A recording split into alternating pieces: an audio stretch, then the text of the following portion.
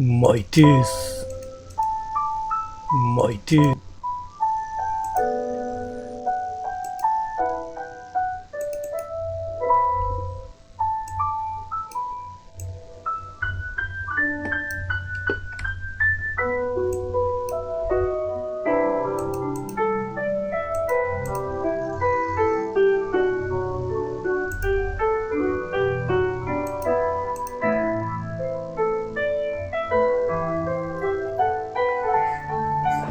ゲーム実況始まるよ。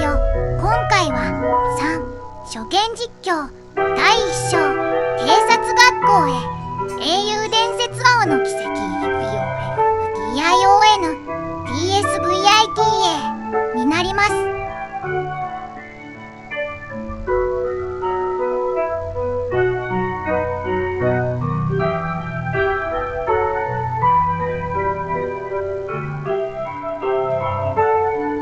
もふおじです。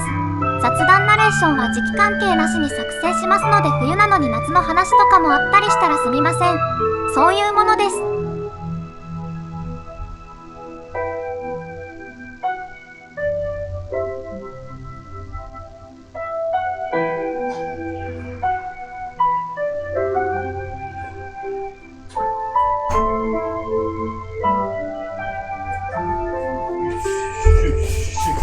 なんでもいい。攻撃してくんの？よし。では始めたいと思います。クバモンモスさんとジアンです。本日もよろしくお願いします。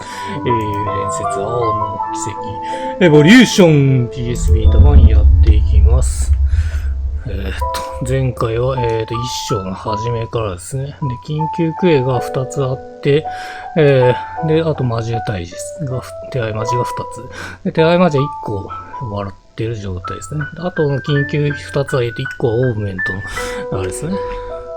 マスターを、なんで、オーブメントでしたっけ？それを、マスタークォーツでしたっけ？それを、全員装備させて戦闘するっていうのは、これはすぐ終わりました。やめて。これはすぐ終わりました。で、その後に、レシピを集めたりして、レクターのやつやったかな。もう一個のレクターのやつやって、それは、ボイスがついたんでメインクエスト扱いですね。メインシナリオ扱いになってました。結局、レクターを見つけて、で、さらに、新キャラが出てきましたね。新キャラが出て、エイの胸をおみふすっていうサービスショットがありました。で、それはなんとか終わって、で、その後、レシピ集めたりしたんですね。で、1個逃してました。これあれですよ、教会の墓地のとこですね。墓地のとこの家に1個ありました。であとは今のところ行けないとこなんで、これで進んでいく感じですね。で、今日は西クロスベルに行って警察学校と、あと手合い魔獣が1個残ってるんで、そこも西クロスベルなんで、そっちをやってるって感じですね。よろしくお願いします。いや、今日一章終わらせたいですね。パート2つになるかもしれないですけど、一章終わらせたいなと思ってます。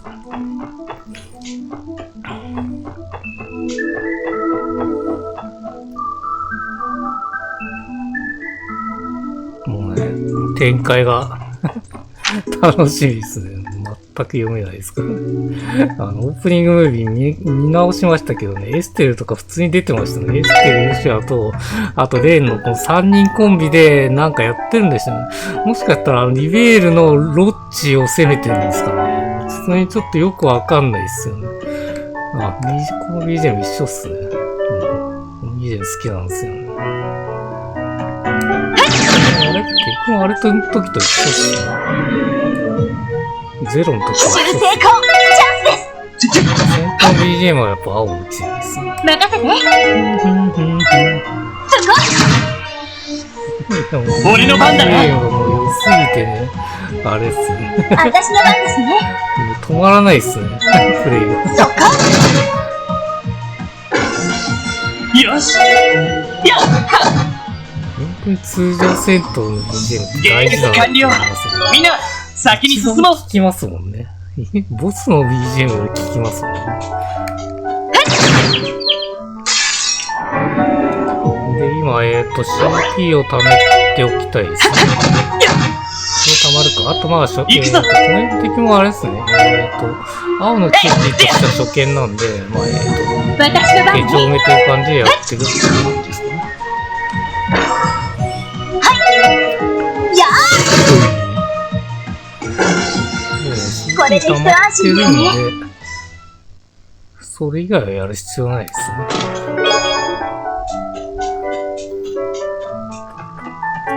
一回戦ったやつは霊系はする人。ああ、初見だ。初見じゃねえかよ、もう。ああ、しか箱はある。箱はね、これしっかり見ないと見逃しますね。これ今作でしかないんで。場所を把握できてないですからね。いや、エリーのやつも慣れるとやっぱやりやすいっすね。戦闘前の子。俺の番だな。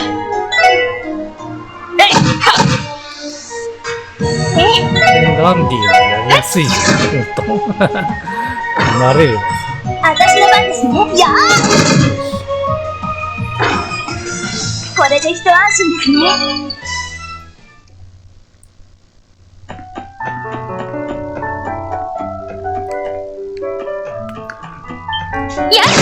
ああ、こいつの初見だ。もう、いや、前作普通にやってんのにね。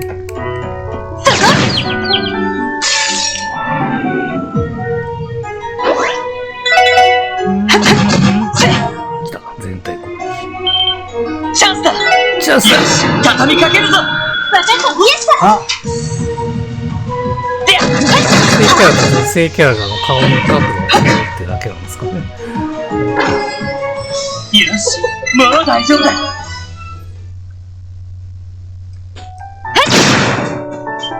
いやー、ぶつかったー。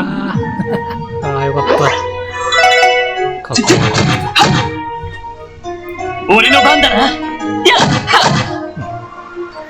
やーね、青の奇跡は今んところ序盤はね、かなりやりやすいっすね。結構普通にダメージ通るんで。いや、こんなに序盤でダメージ通ったのなかったですね、今まで。結構ね、それなりに苦戦してたんですけどね、どのバージョン。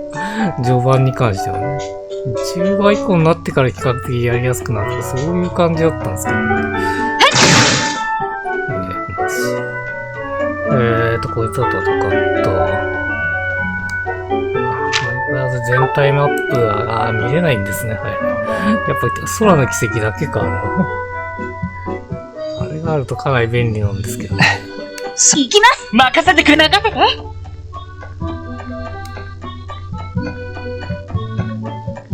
まあ、このマップは大体把握してるか。初見だ。ちょっと待って。いやー、もう後ろ向いて。後ろ行け。よし。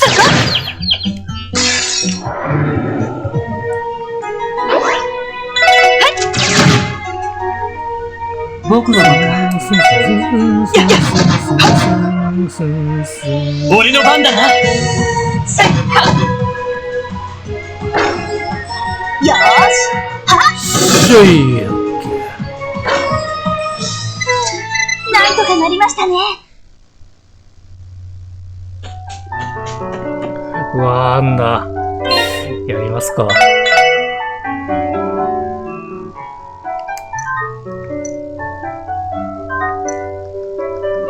予兆っていうのは気になりますね。やっぱなんか展開があるんですね。新たな展開が、ショーの終わりあたりとかにやってくるっていう感じ。全力で行かせてもらいます。異変には気づいてるっぽいですよね、マーチも。いやー、これどういう感じいくか。ちょっと待って、どういう感じいくか考えてねえわ。いやー、必殺は使いたくねえわ。必殺は使いたくないっすね。マジでが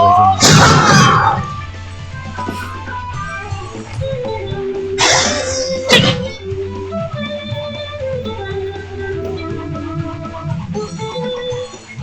るんです行くよ。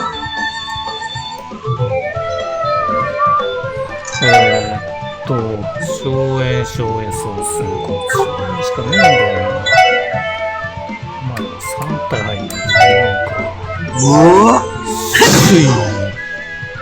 私の番ね。もう使っちゃおうか。あー、違った。ちょっと待って。いやー、この範囲がきついな。あれ、大変じゃなかったっけ？中変なんだ。ちょっと待って、なんか劣化してねえか、40。これ大変だった気がするんだけどな。ちょっともしかしてこれ、あれですね、劣化してますね。これ大変でしたよね。いやー、ひでえなー。いや、エディ強すぎたってことなんですかね。いやー、そこまで強さは感じなかったですけどね。使うならいいんじゃないいや、ダメージは変わんねえんだもん。よーし。届かない。全然届かねえんだ。そっか。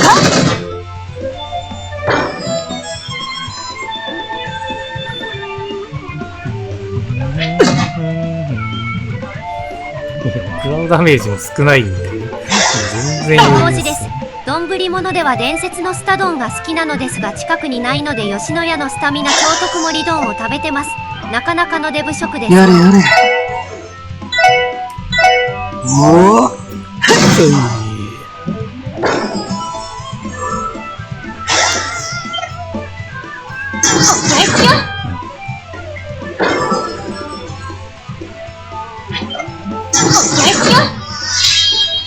任せてくれ。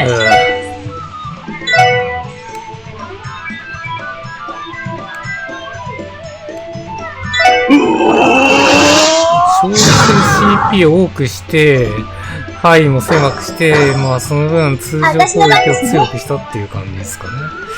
今んとこイメージはそんな感じですね。私の番ね。なんとも言えないですね、調整。さてと。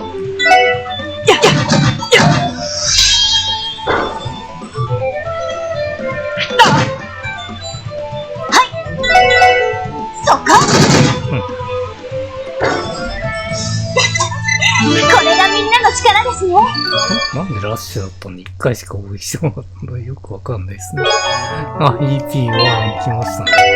誰に行きましょうか。空いてるとこを埋めてる感じですね。ここからとりあえずじゃ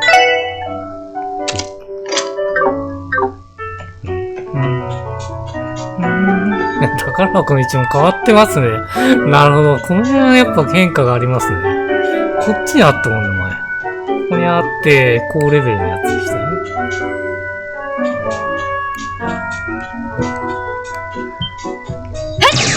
いや、そういった意味はやっぱこのマップをしっかり見直さないとダメっすね。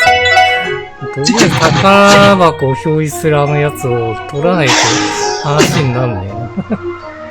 ああ、そうですね。任せてくれ。セット。任せてね。いやー、これ全員スティアルアップをつけたらだいぶやりやすくなるんですけど。僕の番だ。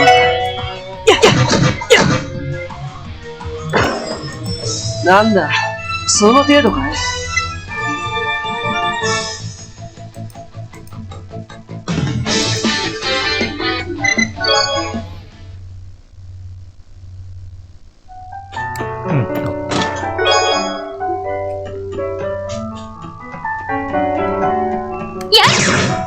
いやーもう。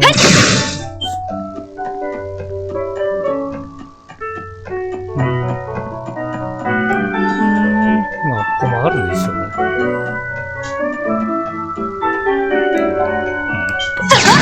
ないとまだです。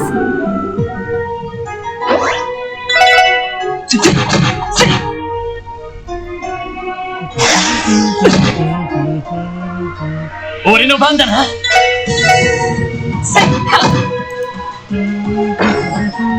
まだまだいける。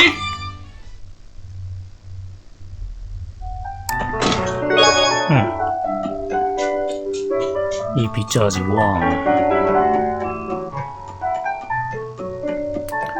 これ怪しいっすね。ねえのかよ。なんだよ。これいけるんですかね、後々。なんかあれになってますね。黄色くなってますね。線路っすよね。スティールリスト。硬直。危ねえ。いや、こいつ足遅くて助かったわ。ちょっと待って、アクセサリーしてね。季節の効果。いや、エリーの劣化はちょっと痛いっすね。いや、CP40 とか食べづれえからやめてほしいんですけど。ホットペッパー。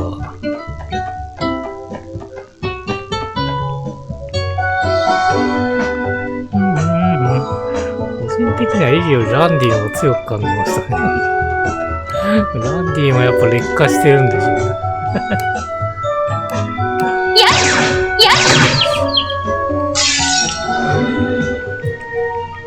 みんな、チャンピオン。トゥットゥ俺の番だな。せいで倒すね。私の番ですね。いやー、助かった。おっと、自爆あんのか。なるほど。ちょっと食らっちゃった行くよね。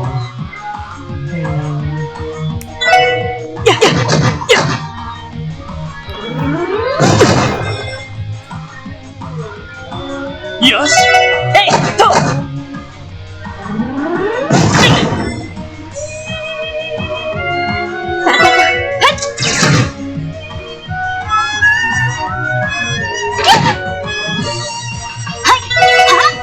しゅい。これがみんなの力ですね。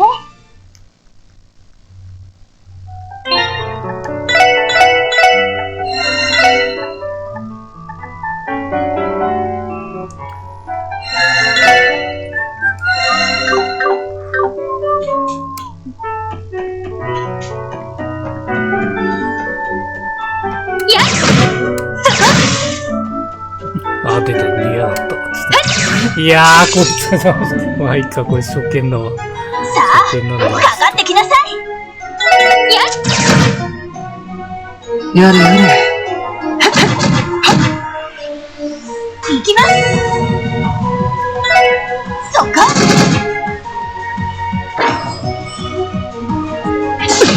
両断。俺の番だな。やっいやー、食らうか。あ、外だ。助かった。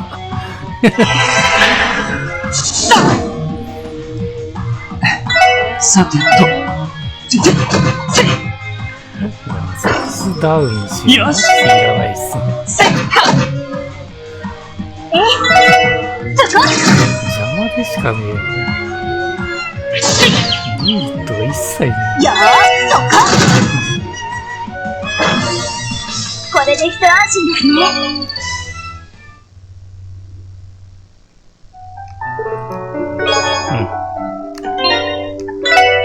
よかった。戦闘したら消えるかと思った。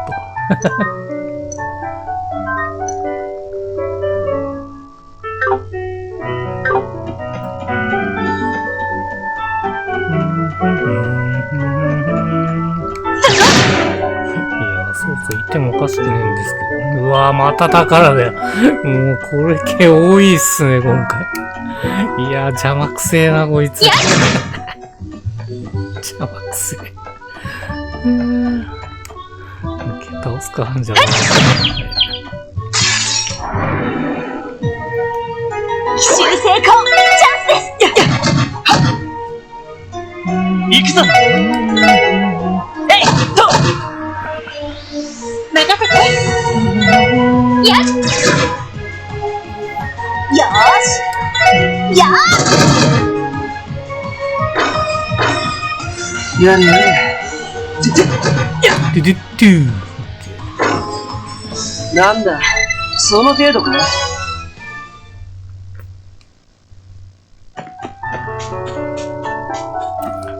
仲間ランディとか増えたタイミングでレベル調整しといてくれるとありがたいですね。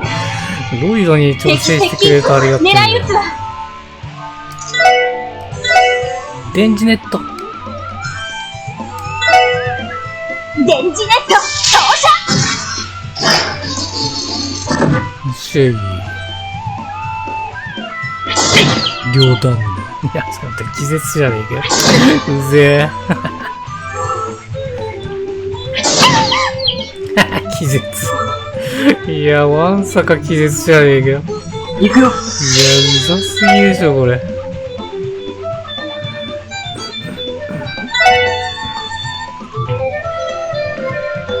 無駄だよ。トリニティか。任せて。使わざるを得ない。使え。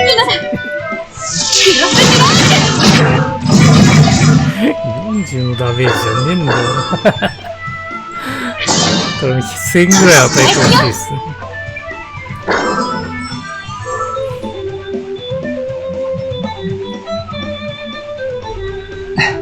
さてと。モフおじです。普段ラーメン食べてるのでホットの飲み物飲む機会が少ない。かっこいいな。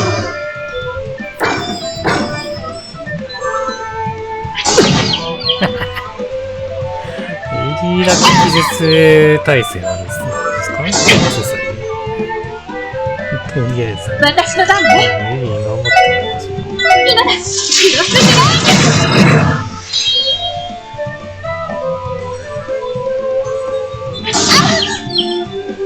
いや、もう席してるよ。多すぎだって。バカじゃん。俺の番だな。やっ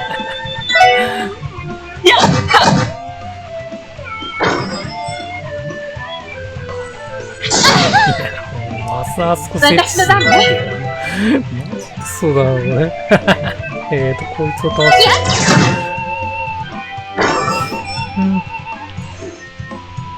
て。よし。せっは。よし。もう大丈夫だ。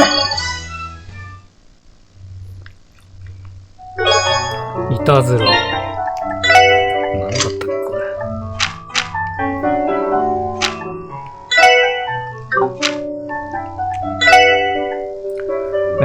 料理だ。予想外料理。いやー、これいらないっすね。いらねえ。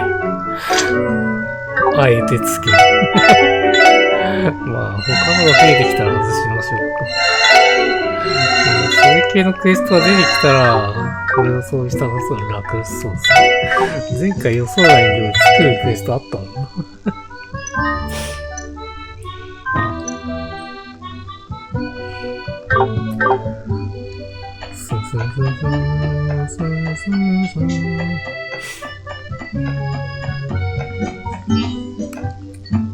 マジ言うとしたらあれかな、バスのとこかな。おっと、なんか新キャラ。また赤毛ですか。赤毛多いっすね、今回。あれと繋がってんのか。こんにちは。少女とこの色。もしかしてあなたも街道を歩いてきたんですか？来るぞ。帝国からの列車だ。ちゃんと見ておけ。レ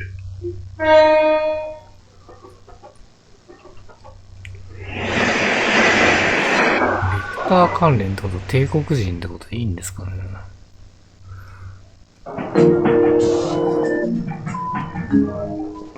他の作品でも出てきそうですよね。このタイミングで新キャラとして出てくるってこと。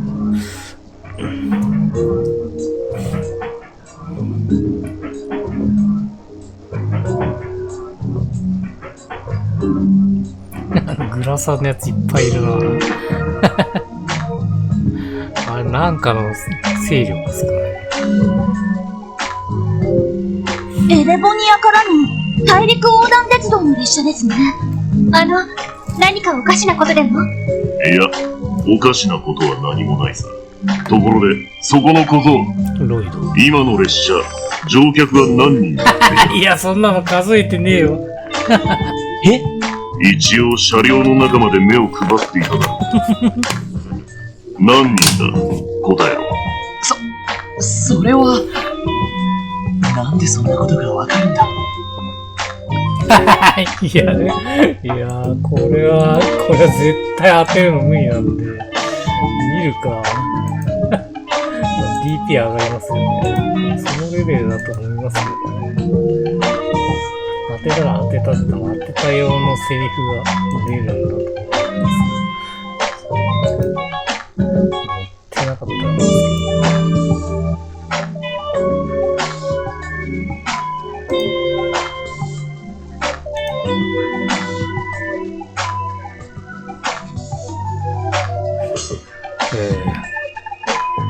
50。当たりだ。これ当てたやつすごいっすね。ちゃんと何回かロードして試したんですか？まぐれかどうか知らんが、いい目をしてるようだな。たまたまですよ。たまたまですよ。まさか当たりなんて。山勘じゃねえか。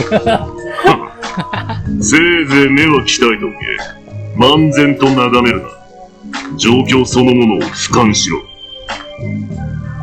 その上で、そこにある要素を瞬間的に掴み取っておく。それが戦場で生き残るコツってやつだ。もっと義眼ですか。まあ、覚えておくがいい。眼帯してます。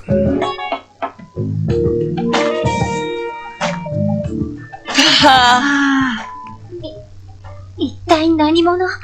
体格といい、隙のなさといい、ただものじゃありませんね。いや、あんなごついのとは戦いたくないです。そんな程度じゃ済まないかもしれないよ。ほんとマジを倒してってる。これ手配マジですかね、もしかして。まさかね。ひどい。まさかこいつら、ああ、やっぱそうだ。今朝確認したうわー手配魔獣か。やらずに終わっちゃいました。間違いありません。手配された特徴と一致します。報告されたものより、数は多いみたいですけど。3、4、5体。どれも斬撃で倒されている。さっきの男の仕業かな。ああ、間違いないだろう。鋭利な刃というより、巨大なナタみたいなもので切り裂かれたみたいだけど。二人とも、よく冷静に観察できるわね。すみません。私も、これはちょっときついです。わかった。一旦ここから離れよう。あの男は。魔獣退治な、こういう感じになるんじゃねえのかよ。ああ、クロスベル市に歩いて行ったみたいだね。今から追いかけても、捕まえるのは難しそうだな。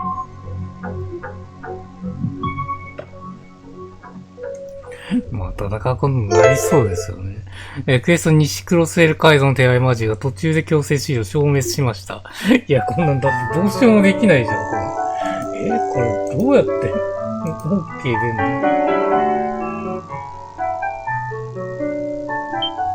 あー、ちょっと待って、うわー、もう。いや、もう、放置してられる。ここは俺たちのターンだ。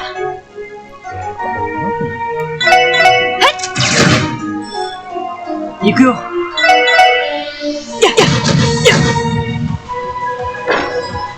行くぞ。達成可能になるってことで、やっぱり、シナリオ的にこれもうしょうがないんですね。いや、このパターン初めて見たな。まさかのやらずに終わるっていう。よ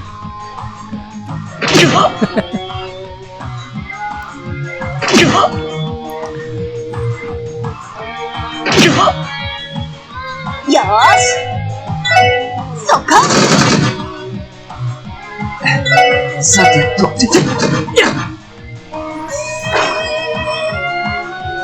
せっかく CT 貯めたんですけどね。全く見えないし。俺の番だな。まだまだいける。い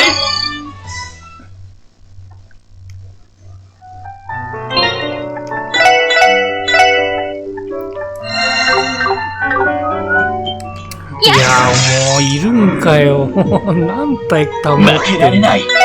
要はあれっすね。もう死骸に溜まってるってことっすね、こいつら。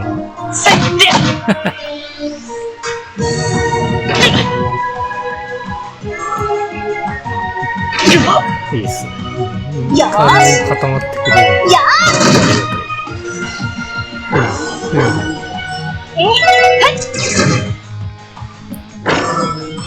ごめんなさい。先に行くわね。いや、鉢巻きが取れるまで結構だるそうっすね。ボムライス。あ、だからあったからいいか、とりあえず。やっなし。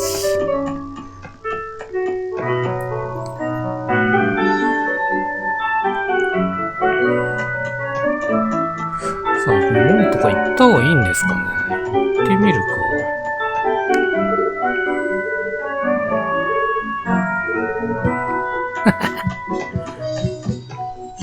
まあ、もしかしたらこっちじゃねえよって言われるかもしれないけど。ただまあ宝の回収とかもあるんでね。次の場所を把握しといて。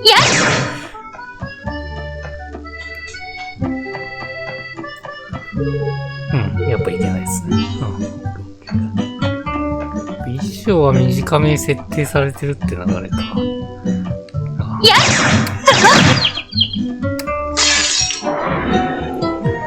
いつは潜水じゃないと一気に落とすよ。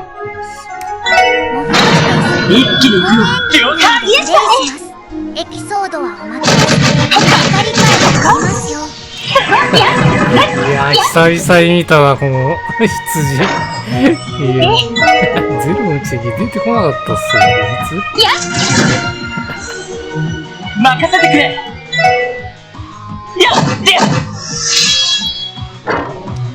行きます。つ。いや、当たんないけど、逃げられたかな。でしょうね。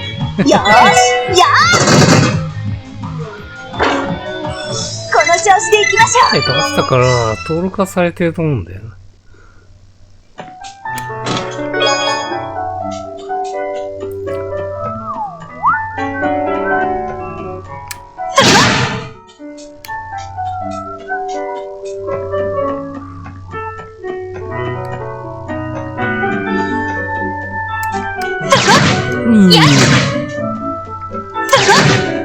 くそ。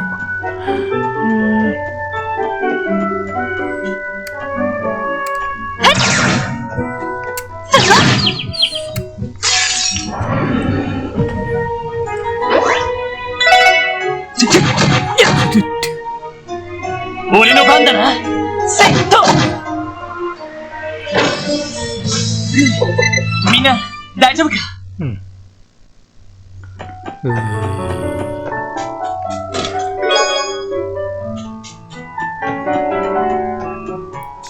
日昼間やろうと思ったんですけどね。いや、体力が持たなくて無理でした。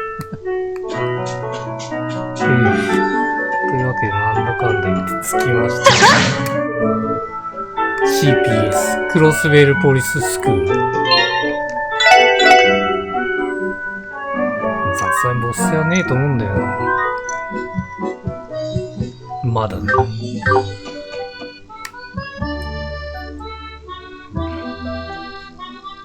うん。ちゃんとゲートを開けてくれたみたいだな。やれやれ。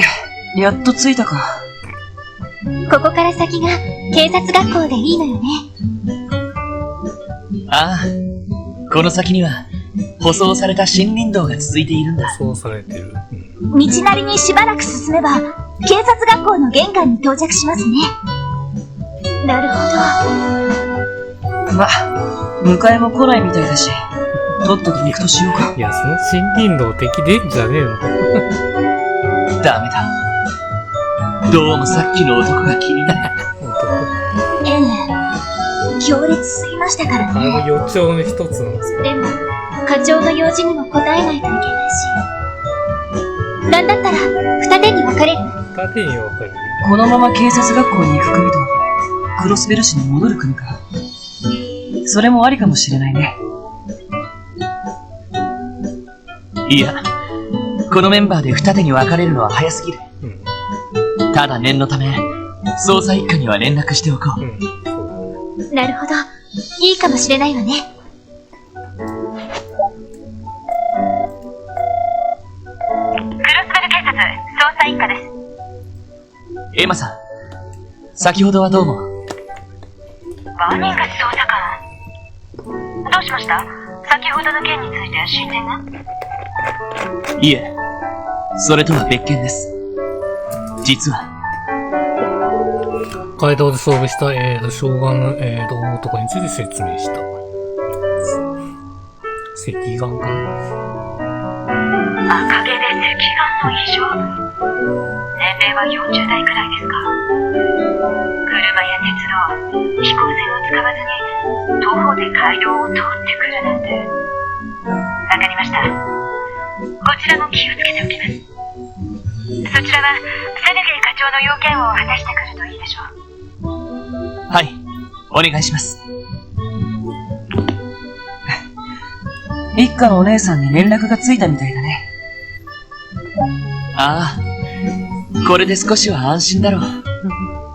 それじゃ、ゲートをくぐろうか。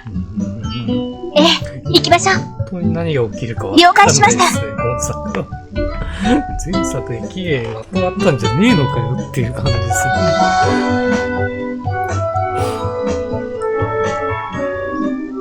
警備員とかも出てくるし、ね、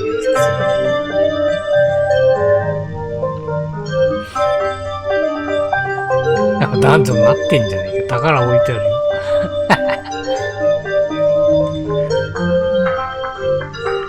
いいっすね、新曲っすね。ノックス森林の。ここはノックス森林地帯。話には聞いていたけど、かなり奥深い場所にあるよね。やれやれ、こんな場所を歩いていかなきゃならないのか。どうにもスマートじゃないね。ま、これも支援課のスタイルだと諦めてもらうしかないな。しかしワジ、文句を言いながらえばってる感じじゃないな。てっきり都会っ子らしく値を上げちゃうかと思ったのに。ただの痩せ我慢さ。さっきから足がガクガクでね。そろそろリーダーにおぶってもらうとしよう。まだ言ってやがる。全然大丈夫そうだな。先を進みましょうか。おぶってもらうって大丈夫そうだなっての受けるんです。さあ、まあ、敵も初見でしょうね。球根みたいに出てきた。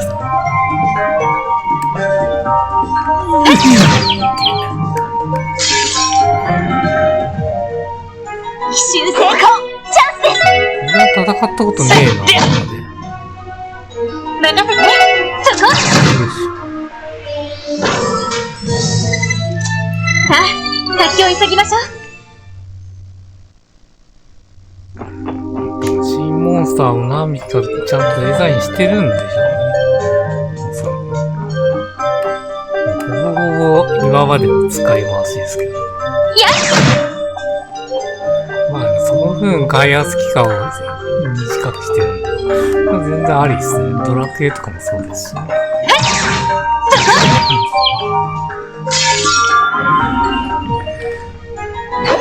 一気に落とすよ。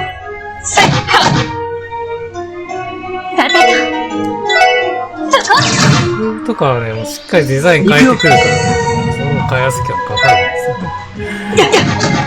開発期間かけすぎだから、いいんですよ、そんなかけなくて。あれ、僕のあれっすよ、13の、3部作の開発期間ちょうどよかったです。ああいう感じでいいんですよ。じゃあ、あれっすね、老人になるまであと何作できるかわかんないですから。下手したら10年に1回ぐらいしかプレイできねえんじゃないFF18 ぐらいですね。50、60代になってる可能性ありますから。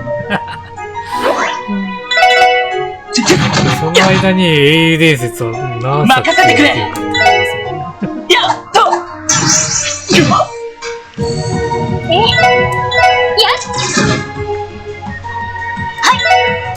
もっと敵が強くなってきましたね。結構、僕の高いですね。いやー、しかも当たんねえんですけど、なんだよ、もう。任せてくれ！使いすぎだろ。セット！私の番ね。そこ！よし。私の番そこ！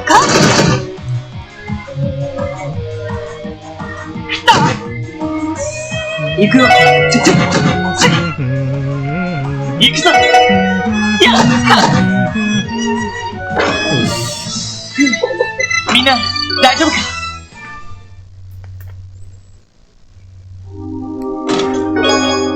魔法が来ましたね。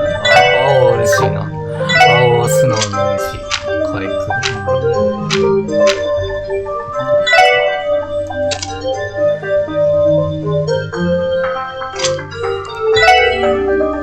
セラス覚えてんな。オッケーオッケー。いやー、セラス今一人なのか。結構きついっすね。そっか、魔法を覚えさせていけばいいのか。ヒットポイントだな。2つあってやっとセラスか。2がないからしょうがないっすよね。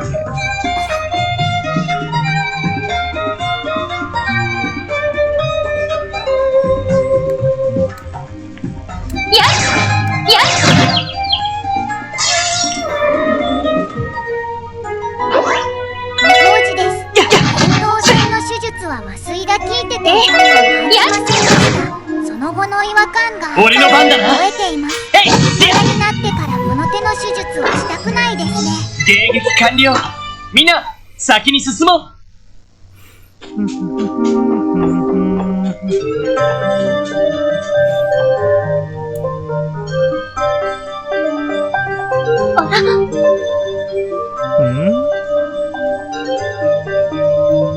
何かしら、あれ。ロープみたいなのがあります。崖の下にザイルが伸びているみたいだけど。ああ、あれはサバイバル訓練用の演習場に降りるところだよ。なるほど。サバイバルサバイバルトレーニングエリアって書いてある。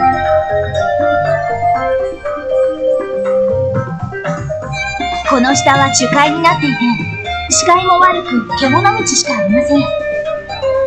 そんな環境で限られた装備と糧食のみで数日間を過ごすんです。こっちはこっちで男女になってるってことですかね。私には無理そう。僕もさすがに勘弁だな。ヴィンテージもののワインと洒落たオードブルが出るなら考えてもいいけどさ。ま、せいぜいチーズ味の乾燥したレーションくらいだな。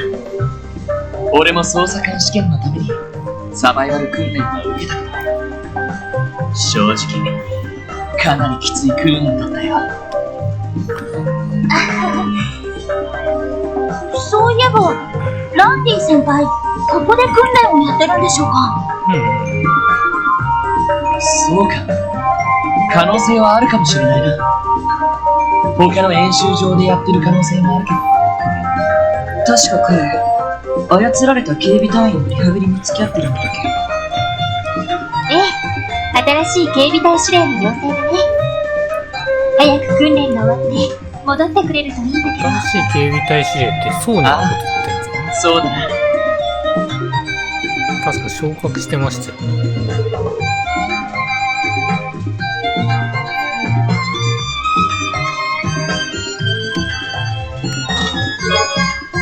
いや、こっちに来たおかげで宝の回収ができました。この辺から移動なんだね。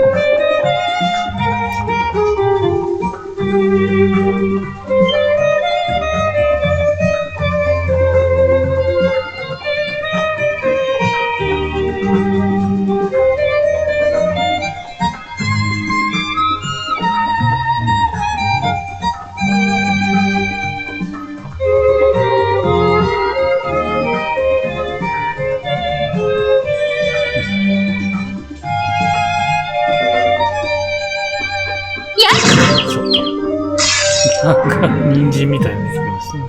よーし、一気に行くぞ。なんだよ、こいつ。俺の番だな。人参の唐辛子です。そこ行きます。癒し系です。そこ僕の番だ。行くぞ。オッケー、びっくりマーク。あー、届いてね。くっそ。せっかくの。行きます。こうかわせばいい。そこよし。上出来かな。お疲れ様。ボス出ても怖くないですね。200、200なんで。どっちか。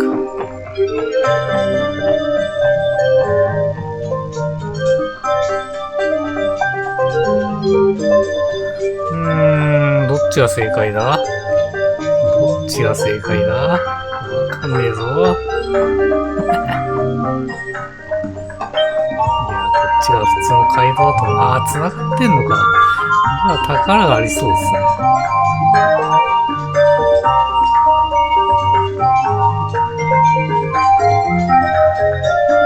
さすがになんもねえと思うよね。いやオッケー。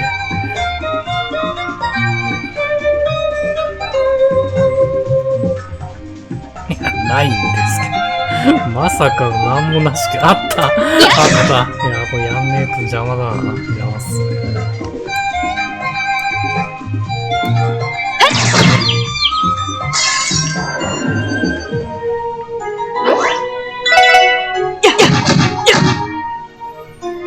俺の番だな。いやーもうカウンターがうざすぎる。いや、技術低いっすよね、このゲーム。私の番ですね。そっか。行くよ。レトロゲームかよっていうぐらい低さっすよ。行くぞ。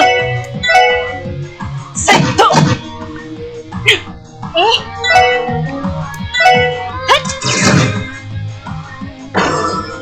私の番。よし。皆さん、お疲れ様でした。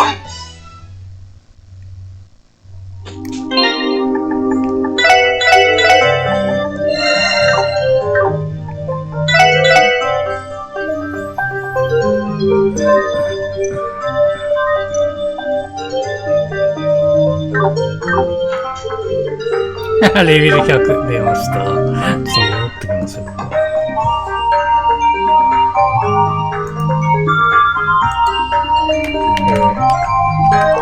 警察学校のレベル100。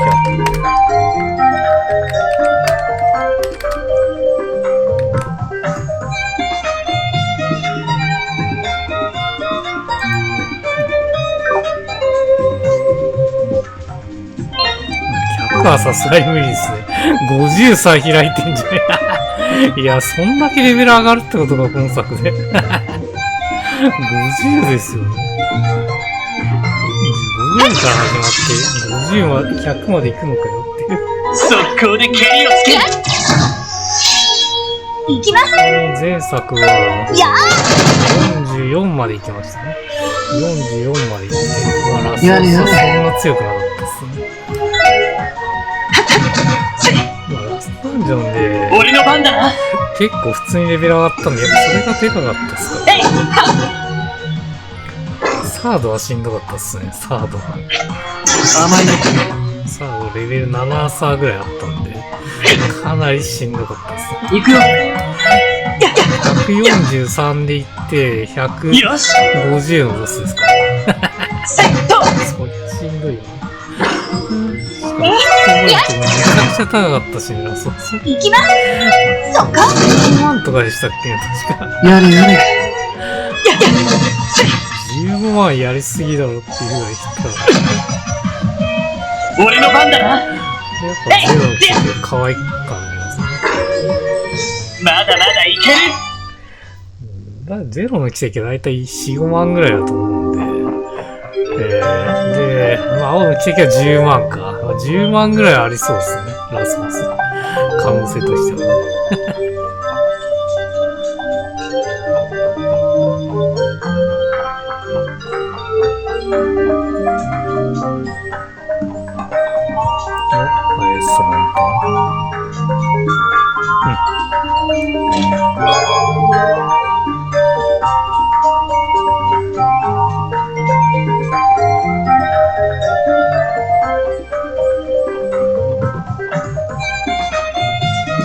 いやー、広いね。これついてくれるとありがてえな。ついたね。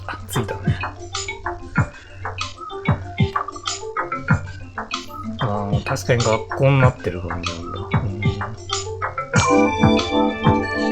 警察学校が普通の学校とは全然違うと思いますけど。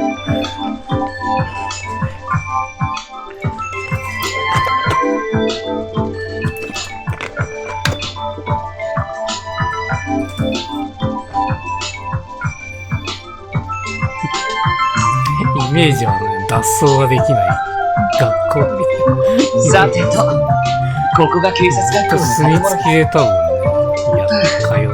やっと到着墨付きで多分やってると思う。さすが森の中だけあって閑静な場所にあるのね。課長はどこにいるのかしら。とりあえず正面の入り口が警察学校の受付になります。中に入ってみましょうか。ああ、そうしよう。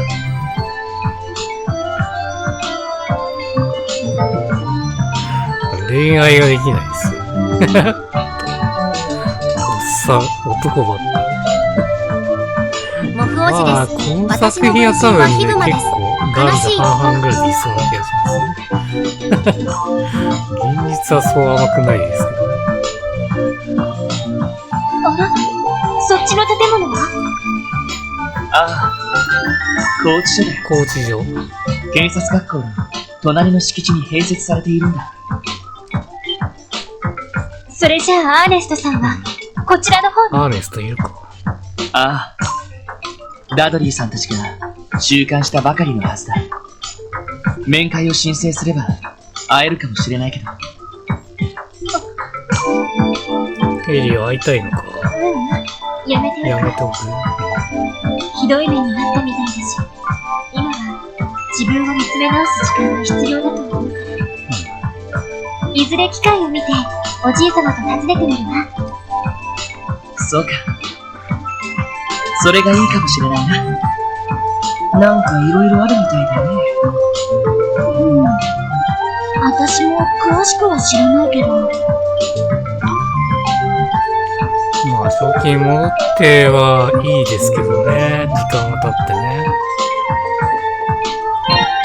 なんせ3回戦闘し、3、4回戦闘してますからね。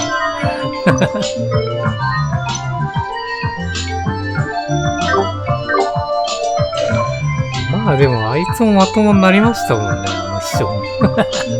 なんて言って、ギルバート。ギルバートもサードではね、まともになった。おお、やっと来やがったか。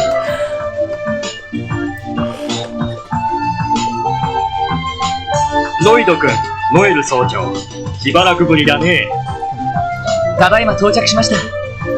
遅くなって申し訳ありません。そっちもいるの。ああ、さっき連絡があったが、暴走車の取り締まりを手伝っていたそうだな。あ、あったね。ま、そういうことなら遅刻も多めに見てやろう。ご苦労だったな。隠し絵専用のセリフだ。ありがとうございます。それと、保安事務長、ご無沙汰しています。お元気そうで何よりです。ノエル君とはこの前の定期演習以来か。ロイド君は卒業以来だから10ヶ月ぶりになるかな。いやー、しばらく見ないうちにすっかり立派になったもんだ。まだまだ半人前ですよ。察するに、警察学校の責任者といったところかな。ああ、周辺施設の管理全般を担当されている保安事務長だ。いやいや、そんな大層なもんじゃないよ。それじゃあセルゲイ君、ミーティングルームは自由に使ってくれたまえ。ええ、そうさせてもらいます。さて、時間が惜しい。早速始めるから、とっととついてこい。セルゲイ課長。結局、どんな要件なんですか？そうだね、そうだ。なんだ、まだ気づいてないのか。いろいろヒントはあったはずだが、まだまだひよっこってところか。待ってください。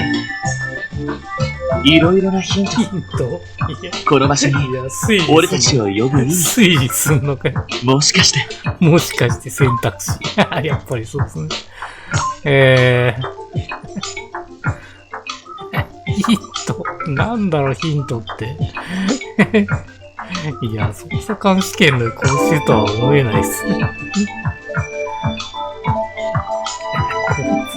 あれですかね。これが暴走車だったらこれですけどね。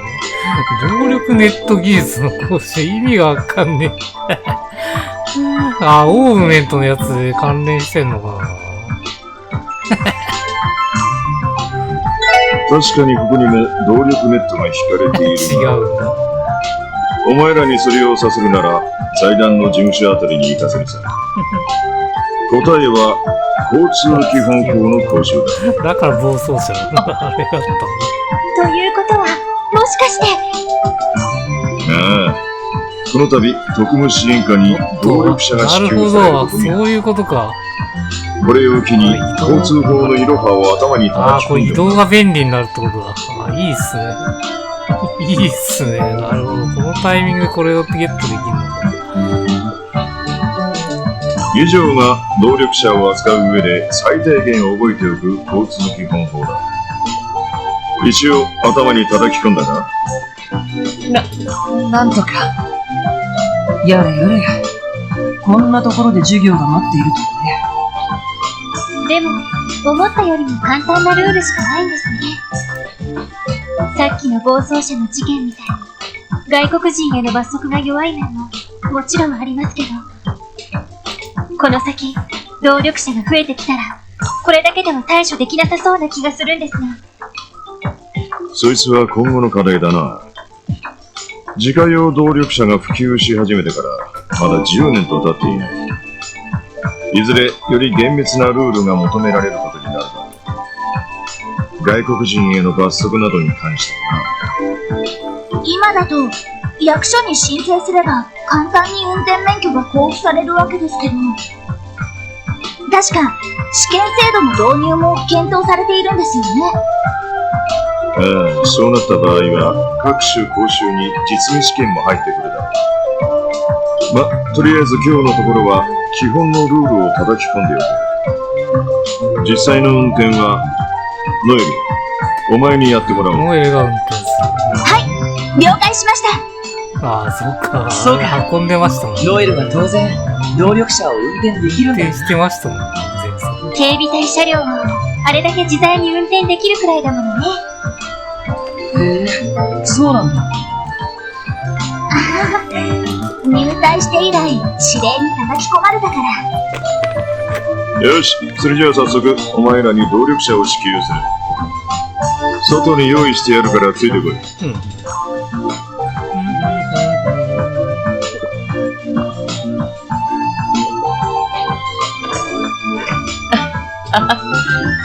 とんだサプライズだな。ええ、課長も人が悪いわね。しかし動力車か。いや、これは思いつかなかったです。僕はあんまり詳しくないけど、ベルヌ社かラインフォルト社のどちらかになるんだっけ？自家用動力車といえば、その2大メーカーしかないからね。で、ベルヌ社の方が老舗でラインナップも豊富なの。小型車から中型車、バスまで手広く扱っているし、ラインフォルト社が出しているのは、運搬車やリムジンが多いのよね。なるほど。ええ、どちらかというと、頑丈で高級なものが多いですね。動力列車や動力戦車の技術を転用したものが多いみたいですし。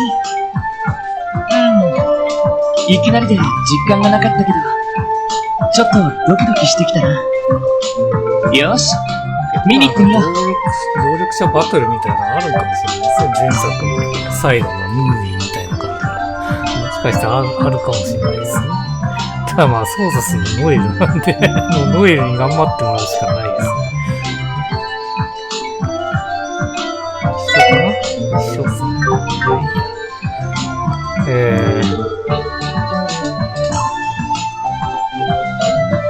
や、行ける場所制限されてるんでしょうけど。これからいよいよ実技というところかな。課長さんが講習なんかできるとは結構意外だったね。運転もできるんですね。そういえばそんなこと前に言ってました。セリゲ課長もなかなか謎の多い方ですよね。個人的にはソーニャ司令という関係とかも気になりますけど。なるほどね。あまり自分のことを話したがらない人だからな。で、それはそうと君たち突然だけ何か変わった料理を持っていたりしないか。おっと、変わった料理。いやーもうここで作れってことですかね。実は鑑識班の研修に使うサンプルを探していてね、そういう成分が推測しづらいようなそんな料理であれば助かるのだ。なるほど。鑑識のサンプルですか。でも変わった料理といっても具体的にどういうものだったらいいでしょうか。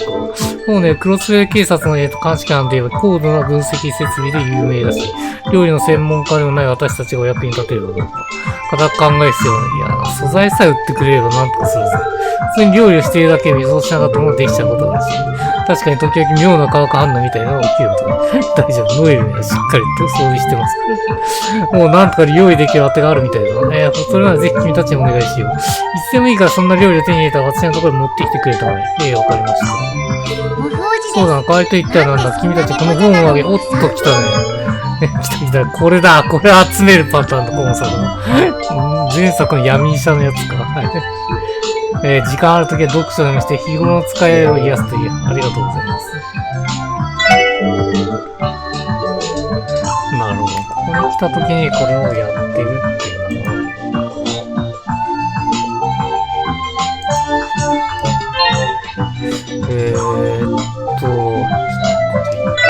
作れるのがあったら一回試してみるか。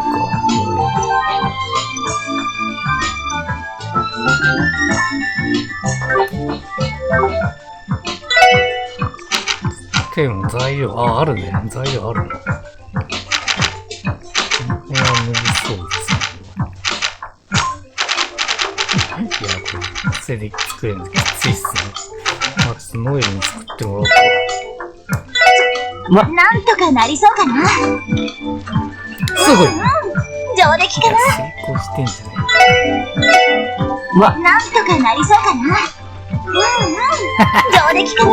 いや、作ってほしいときに作ってくんねえじゃねえよ。なんだよ、出せてんのに。いや、予想外の作るやつ装備してんじゃねえのかよ、ノエルは。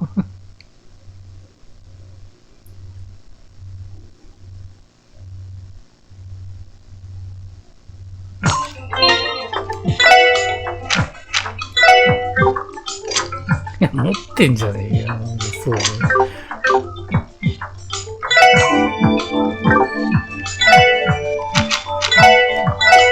なんとかなりそうかな。やったー、美味しくできた。いや、大成功してんじゃねえか。いやー、これだったらエリに作らせた方がいいんじゃねえのっていう感じですよね。ちょっと自信ないけど。できたな。成功しやがった。いやー、もう。いや、一回試したいだけなんですけど、なかなかうまくいかないですね。前作は結構やりやすかったんですけどね。まあ、このあれですね、後半ぐらいまでいかないと多分たまんないんで、きついっすよね、今の時点で。作るの。なんとかなりそうかな。しまった。いや、失敗作じゃん。いや、失敗作は外れる。なんとかなりそうかな。やったー、美味しくできた。大成功。いや、なかなか作ってくんないっすね。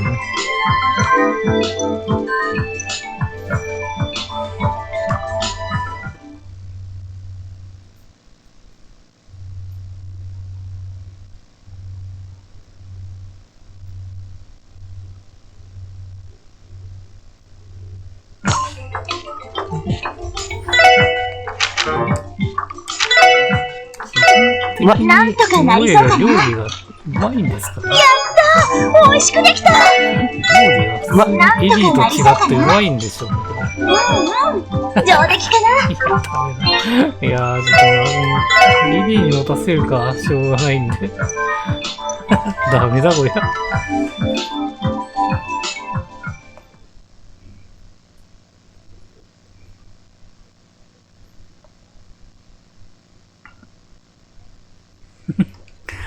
失敗作といえば、エリですからね。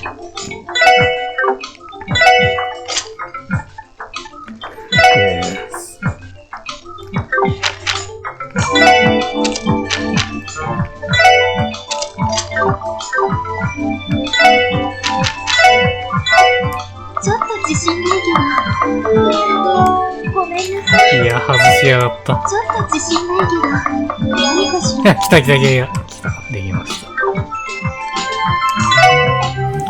あ、持ってんじゃん、いくつか。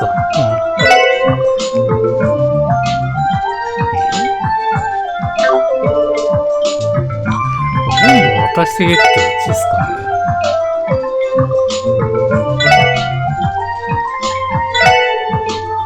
いや、なんもこうしてくんねえの。いや、ドケチだわ、これ。個数が多分決まってるんでしょうね。まあ、予想外ね、いらないからいいけどさ。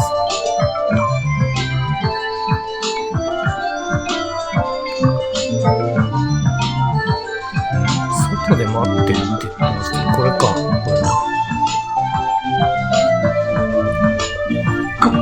これが特務支援課に支給される動力者。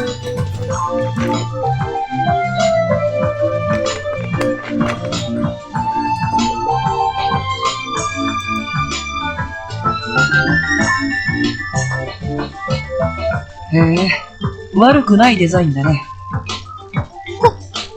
これって、ベルヌにもラインフォルトにも見えないデザインラインですけど。正解だ。こいつの型番は XD78。リベール製ザイス中央工房の新型だ。ZCF が動力車を開発していたんですか？そんなに驚くことなのかい？ええ、リベールは国土が険しいこともあって動力車が普及していない。リベールか。その代わり ZCF は世界最高の飛行船メーカーとして知られているんだけど、その ZCF が動力車を開発したなんて。スペックは？最高時速はどのくらいですか？どう落ち着け。気になって。何でも飛行船用の新型エンジンの小型版が搭載されているらしい。飛行船用の新型エンジン。最高時速にしたら1500セルジュは硬いらしい。すごいね。すごいです。鉄道以上の速さですか？でもよくこんな車を手配することができましたね。まだ正式に発売もされていない新型みたいですけど。ああ、本当ならお前らに支給されるはずがない代物だ。こいつを郵送してくれたのはディーター新市長だな。いやー、さすがですね。ディーター市長が？確かにおじさまなら ZCF との付き合いもあるから納得ですけど。さすがは天下の IBC 総裁ですね。ここまで用意がいいと逆に警戒しちゃうけどね。まあその分働いて返せってことだろ。働いて返す。荷が重いんだったら辞退することもできるぞ。その場合、警察で採用されているベルン社の汎用車を回してやる。いえ、ありがたく使わせてもらいます。もう動かせるんですか？整備と試運転は済んでいる。ほら、こいつがキーだ。支援課車両のキーを受け取った。なんだか、ちょっと感慨深いな。そうね。一家の人たちを羨ましがってたのが懐かしいわ。それじゃあ早速、ひとっ走りしてみるかい？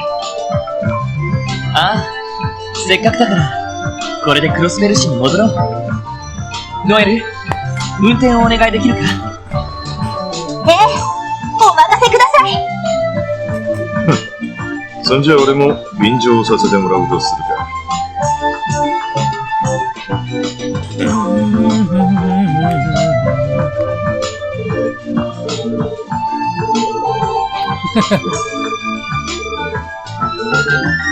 早く乗り込みましょうよ。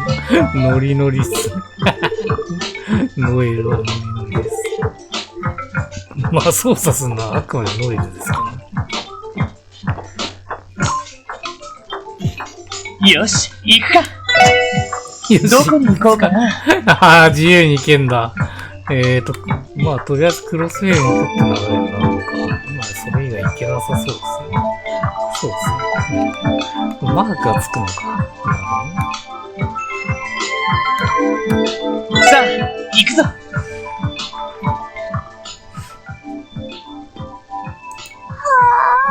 新車の香りがする。ハンドル周りも使いやすそうだし、これはものすごくいい車ですよ。シートの座り心地もいいし、内装のデザインも悪くない。なかなか気に入ったよ。確かにいい車みたいだな。それに、この広さだったら、8人くらいは十分乗れそうだ。リオちゃんとランディが戻ってきても大丈夫そうね。昔めんこが流行ってましたよね。とにかく発信してみろ多。かった気がします。車の良し悪しってのは、転がしてみてなんぼだ。副題のやつとか反則でしたね。それでは発信します。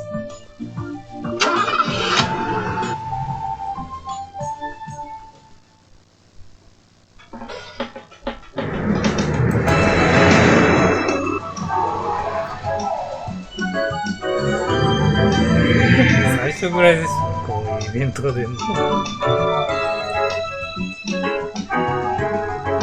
や、これで移動範囲増えるのありがたいっすね。バス停まで行く必要なくなるってことですかね。だから車にはあくまで乗ってからってことですよね。本当はあんまバスと一緒じゃねえっていう感じはするけど。まあダンジョンとかもあれか、移動できるようになるってことか。もうでかいっすね。星見の塔とかさ。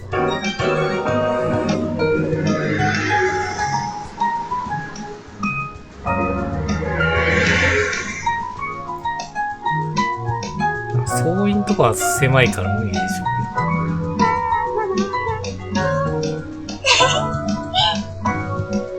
これはすごいな。スピードが出ているのにすごく安定しているし、エンジン音もとっても静かだわ。それでいて、心地よい振動が感じられるのも憎いよね。さすがは天下の ZCF だな。俺も個人的に1台乗り回したいくらいだ。個人的に。警備隊の装甲車もお気に入りなんですけど、浮気しちゃいそうでなんだか後ろめたいです。そんなものなんだ。カーマニアならではの感性みたいだね。カーマニア。ま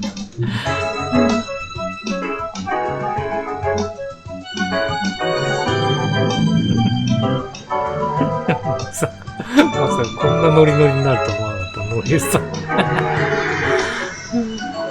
や、車好きなんですね。すげえ動力者だな。もっと来た、やっぱりいたわ。いや、ランディがいたわ。ランディがあなたミレイね。ユさんか。丸5日のサバイバル訓練明けなのに、なんでそんなに平気なのよ。この人戦ったよね、前作に。正直くたくたさ。一緒にシャワーを浴びて、そう同じベッドで眠りたいくらいだぞ。操られてたもんね。バカなことばかり言って。それにしても、見たことのない車だったのね。警察に導入されたベルヌシャあたりの新型かしら。いや、ZCF 製みたいだ。もう詳しいね、ランディ。まさかあんな高そうな車が支援課に支給されるとはな。ZCF って動力車は作ってないはずだけど。それに、どうしてあなたの課に支給されたなんてわかるわけ？いや、ロイドとお嬢が車内に座っ見えるんだ、すごいっすね。課長と新人たちも乗ってたし、多分、うちに支給されたんだ。よくあんな遠くの車内まで確認できるわね。ZCF 製っていうのも車体に書かれていたかな？ああ、ボディの脇にエンブレムが刻まれてたぜ。いやー、こりゃ、帰るのが楽しみになってきたな。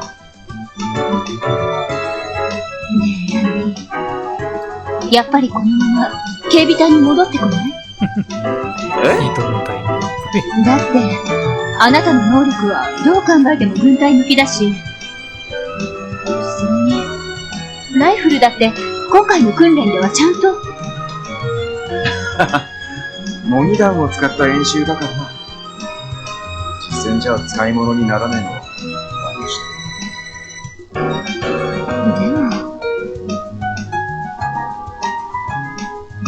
でもなでなで。ま、ピンチになったらいつでも駆けつけてやるからよ。リハビリ訓練の仕上げといこうぜ。分かってる。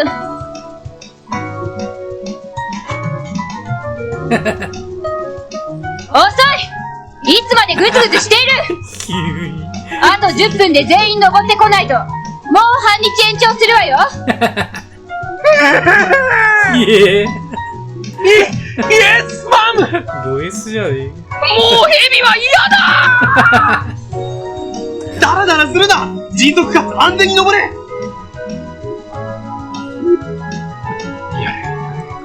鬼上官だね。上官。うるさいバカランディ。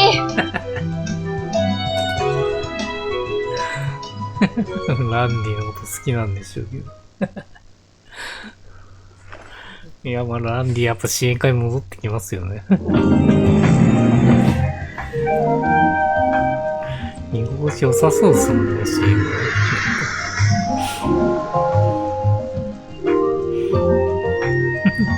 ロイドの臭いセリフで聞きますか？赤眼、赤毛の異常。ええ。すでに一課には連絡しました。ま、何者かを知らないけど、どう考えても普通じゃないよね。あんな異常な戦闘力を隠そうともしてないんだから。問題はそこだな。テロリストや傭兵だった場合、自分の戦闘力は隠すはずだ。いくらクロスベルに連中を直接取り締まれる法律がなくてもな。ですよね。兵ゆえや帝国政府も不穏な動きを見せていますし、ルバーチ消滅後の揺れ戻しが水面下で始まったみたいですね。水面下というにはちょっと露骨すぎるみたいだな。今月末には通商会議がある。お前らも相当忙しくなるだろう。ええ、心得ています。とりあえず、これルバーチがなかったらあの男の素相当で性かいんでしょうね。確かめる必要がありそうだな。そうね。どこに滞在しているのかしら。やっぱメインはやっぱ兵ゆえと、あれですね、帝国が攻めてくるって流れなんですかね、やっぱり。攻めるっていうか、勢力を拡大するっていうか。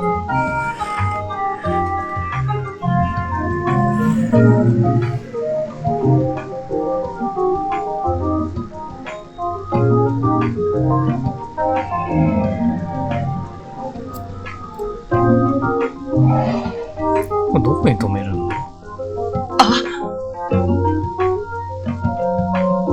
ああ、このここに止めるように作ったんか。なるほど、そういうことか。そうですね。なるほど。いい仕上がりだな。駐車場を作ったってこと。課長、これって。もしかして、この動力車のための？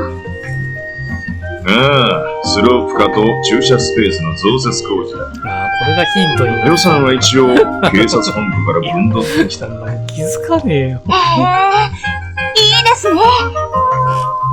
あれだけのスペースがあれば整備とかもできそうですし。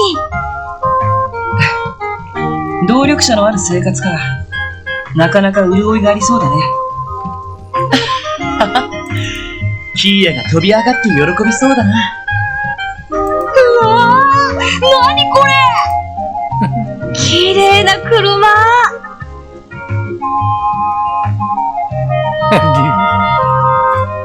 やあ、リュウにアンディ。また会ったわね。すっ車見たことないもしかしてこれ、兄ちゃんたちが買ったの？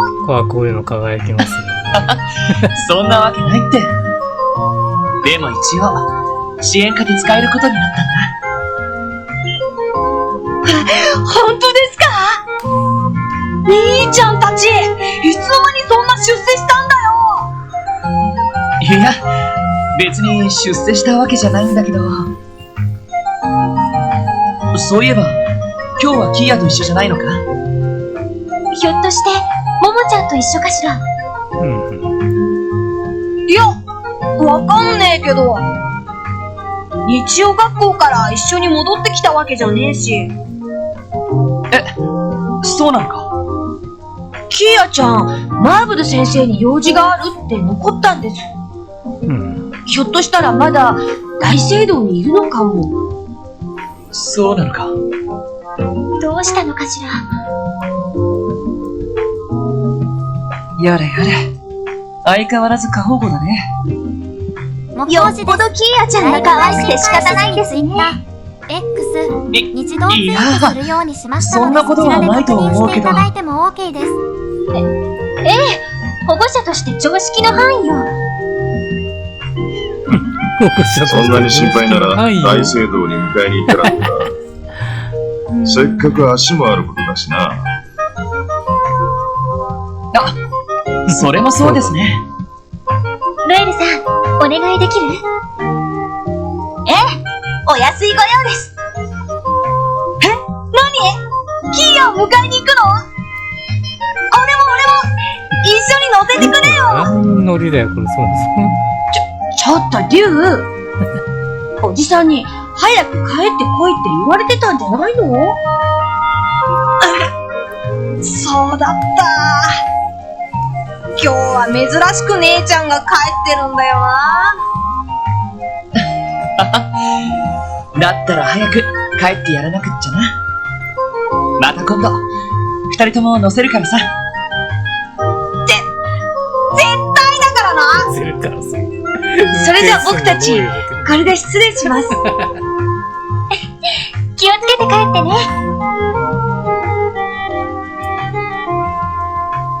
よし、そんじゃあとっとと行ってこい。俺は一足先に戻るからな。はい、了解しました。それでは行ってきます。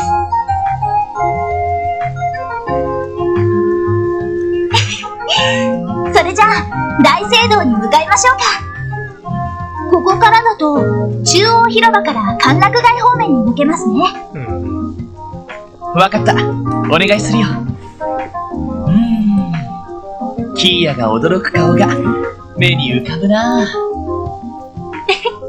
あの子、動力車が大好きだものね。北の街道に出るまでルートがあるのか。やれやれ。ほんと親バカだな。そうですね、そっち方面じゃないと、そっか、階段があるもんね、西だと。なるほど。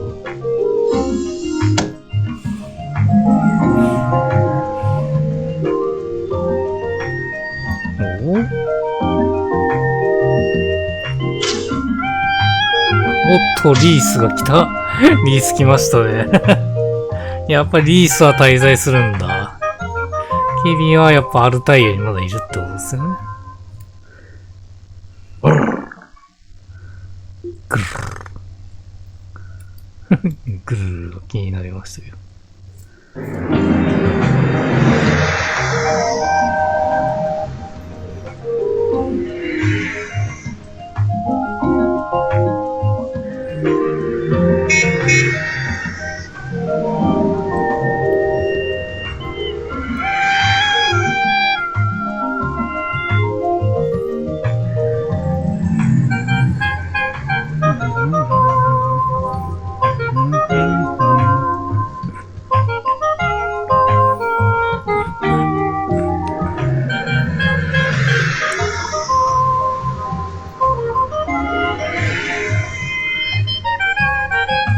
リース。キャン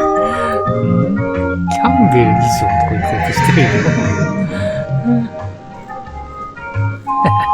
なんでリースをわざわざ映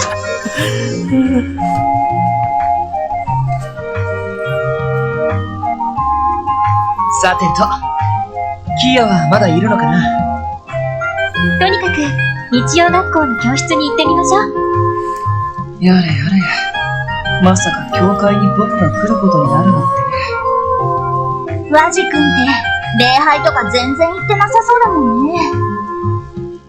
別にエイドスは嫌いじゃないけど、昔から教会の空気は苦手でね。こう、むずがゆくなってこないかい？宗教がかった不良グループを率いてたくせに、よく言うな。よく喧嘩で、聖戦とか言ってなかったかしら。先生。あれはどちらかというと、アッパスの趣味なんだよ。趣味かよ。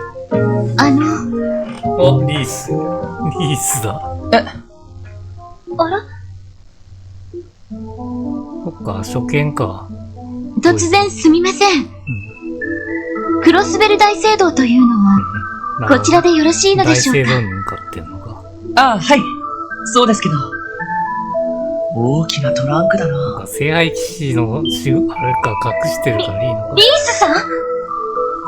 エリーさん。どうもお久しぶりです。そういえば、クロスベルの出身とおっしゃっていましたね。ええ。まさかリースさんとこんな場所で再会できるなんて。エリー知ってんのか、リース。知り合いなのか？ええ。まさかそんな私が各地に留学していたのは話したと思うけど、2年前、アルテリア王国に留学した時にお世話になったの。アルテリア報告。へえ。確か七葉教会の本拠地がある場所だったなるほど、七葉教会の本拠地。ええ、その通りです。はじめまして、リース・アルジェントです。この度、クロスベル大聖堂に赴任することになりました。よろしくお願いします。しばらくいるってことですね。こちらこそ。よろしくお願いします。そうですか。リースさんがクロスベル大聖堂へ。でも確か、リースさんって。エリーさん、一つお願いがあります。隠しといてくれたんです私の身分は他言無用にしていただけませんか？か。さあ、いらんないですからね、さすがに。やっぱりそうですよね。毛嫌いしてますか何か事情があって赴任を。いずれエリーさんには詳しいことをお話しします。クロスベルの状況についてお聞きしたいこともありますし。わかりました。エリなんでもないわ。着任の挨拶があるので、私はこれで失礼します。そういえば、皆さんも大聖堂へ用事が？知り合いの子を迎えに来たんです。多分、日曜学校の教室にいると思うんですけど。そうですか。それではまた。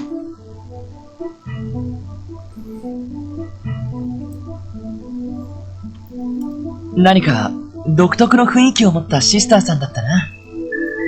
すごく落ち着いていたけど、俺たちよりも年上なのか？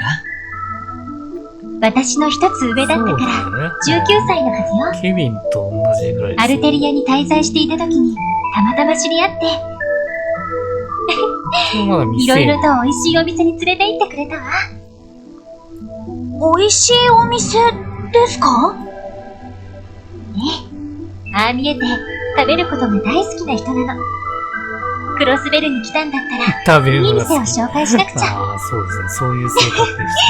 さぞかし紹介しがいがありそうですね。おばち、どうした？じっと見つめたりした？いや、面白い気配をまとったお姉さんだと思ってね。わかるんだ。面白い気配？確かにシスターだけあって清らかな感じはしたけど。いや、どちらかというと、ただものじゃない雰囲気かな。どうやら誰かさんは何か知っているみたいだけど。誰かさ何のことかしら？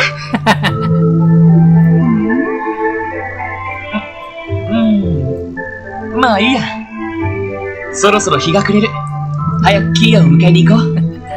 いや、事情を説明した方が、マジか。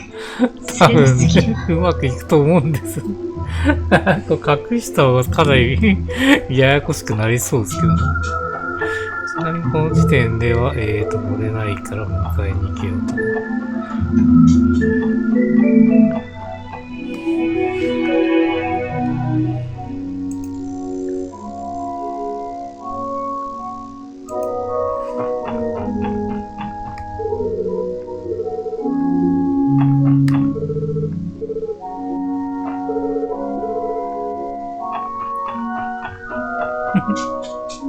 リースをからかおうとしてる。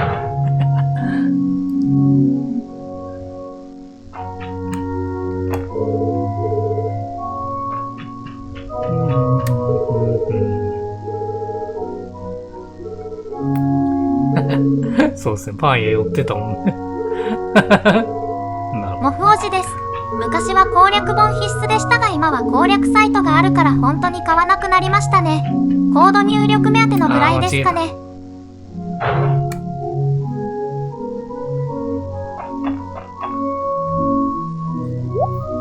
あれ？どうしたの？いや、まだ授業をやってるみたいだけど。うん。ああ、いるね、キーヤさん。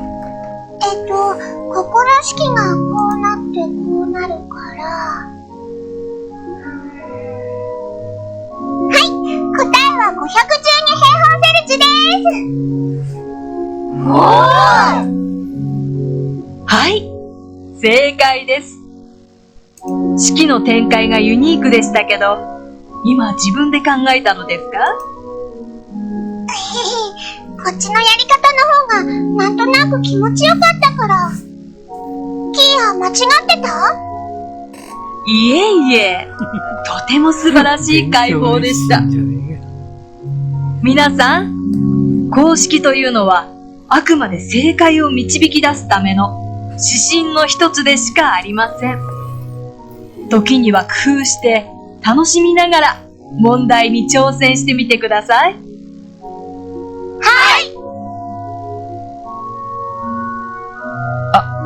あれって。日曜学校の年長クラスの授業よね。年長クラス。キーヤちゃんすごい。頭がいいんだ。あの問題、私だったら結構手こずりそうですけど。いわゆる中等数学だね。なかなか見事な解放じゃないか。ああ、さすがはうちのキーヤだよな。そうね。キーヤちゃんならあのくらいできても。できても。じゃなくって。じゃなくて。やれやれ。少しは落ち着きなよ。とりあえず授業が終わるのを待ちましょう。いや、キーヤ天才ですよね。やっぱ料理もできるし。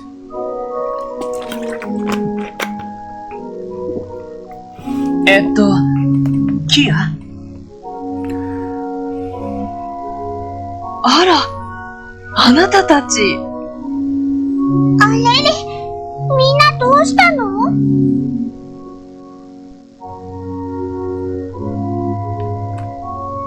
いや、キーヤが遅いから迎えに来たんだけど。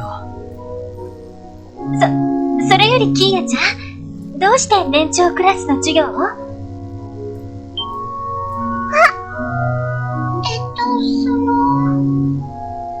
ひょっとして、ロイドたちに事情を話していないのですか？察するに、彼女の学力はかなり高いみたいだね。年長クラスの授業についていけるくらいに。ええ、本人の希望もあって、少し前から年長クラスにも参加してもらってるんです。と言っても、数学などの自然科学に限ってですけど。そうだったんですか。まさかキーヤちゃんがここまで頭が良かったなんて。黙っててごめんね。キーヤ数学なんか勉強しちゃって。謝ることないだろ。キーヤが興味あるんだったら、俺は反対しないよ。そうね。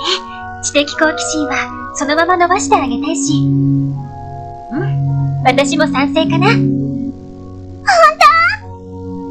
ただし、竜たちと一緒の授業もちゃんと受けるんだぞ。日曜学校で得られるのは何も勉強だけじゃないんだし。わかってる。リュウとモモにわからないところを教えてあげるのも楽しいし。そっか。キーヤちゃん、本当に頭がいいんですね。おかげで私も助けられているくらいです。年長クラスへの参加は週に一度くらいですし、私も見ていますから、どうか安心してください。ええ、もちろん。よろしくお願いします。話がまとまったようで何より。それじゃあ、日が暮れる前にとっとと支援課に戻ろうか。ああ、そうしよう。マーブル先生、それでは失礼します。どうもお疲れ様でした。先生、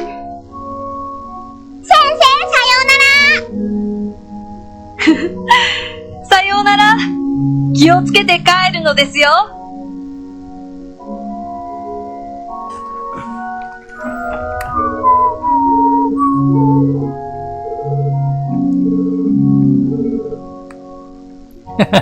追いつかれる。それは困るね。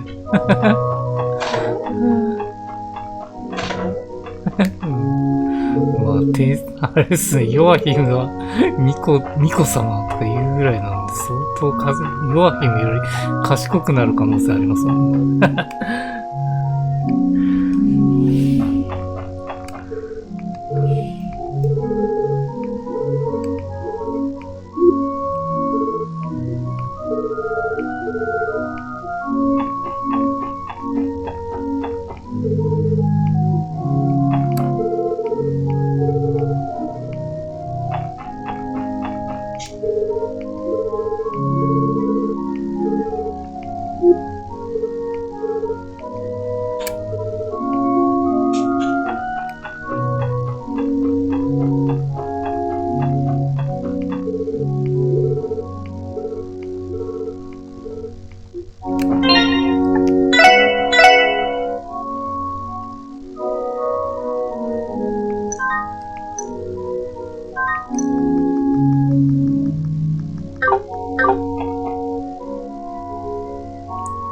さあ、リースはどこ行ったんでしょう。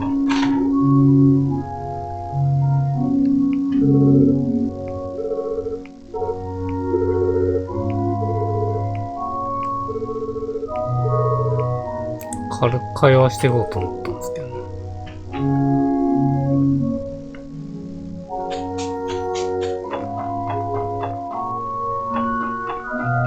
あ、いたわ。言いましたね。あ、先ほどはどうも。リーさん、着任の挨拶は終わったみたいですね。つがなく終わりました。その子はさっき言った知り合いの子ですか？あ、キーヤちゃんです。お姉ちゃんもしかして新しいシスター？こんにちは。かわいい。かわいいに目がなかったです。そういえば。ティータもかわいいって言ってたもんね。そうですよ。それにとってもいい子なんですよ。よく食事の手伝いをしてくれたりするし、すごく助かっています。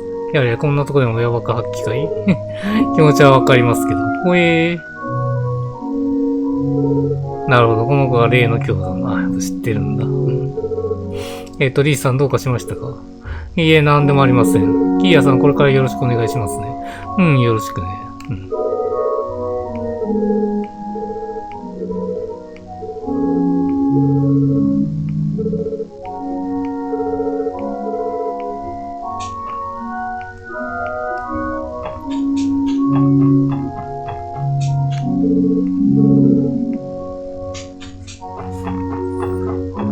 オッケー。じゃあ帰りましょうか。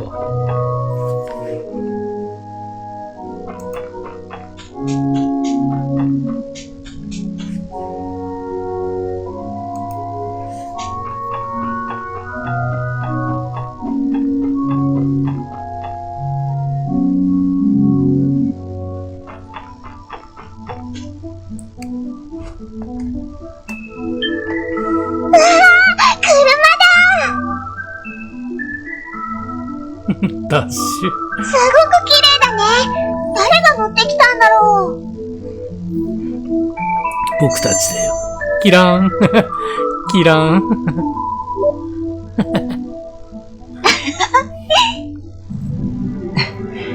これは確かに喜んでもらえそうだね。どうしたの？キーヤ、聞いて驚け。何を隠そう。この車は、俺たちが乗ってきたんだよ。ほんと？宝くじが当たったの？それとも株で儲けたとか？キーヤ、いつの間に、そんな知識が。誰が教えてんの？まあ、クロスベルにいれば聞くことも多いでしょうし。木キー曜時ヤちゃん、です。チャンこネルの車は登録、理由はお仕事用に支給されたものなの。チャンネル登録、高だから評価お願い正確にします。は私たちのものじゃないわ。高評価お願いします。そうなんだ。でもいい顔してる。すごくかっこいいね。そうか？キーヤちゃん、わかってるみたいだね。早速乗ってみる？乗りたい。大喜びだな。ああ、せっかくだから別のルートで帰らないか。僕としては港湾区を通って東通りに抜けてみたいかな。見せびらかしちゃう。いいかもしれないヘイわね。エに見せびらかしちゃう。よし、そのコースで自衛課に帰ろうか。ヘイエと遊撃士に見せびらかしちゃう。お願いできるか？お安いご用です。それじゃあ、レッツゴ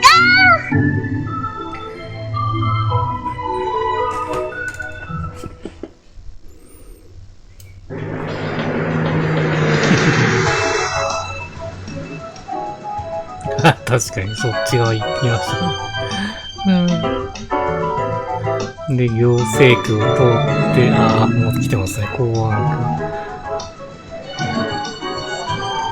そこぐるっていうのがあるんですね。やっぱり、平ユエコース。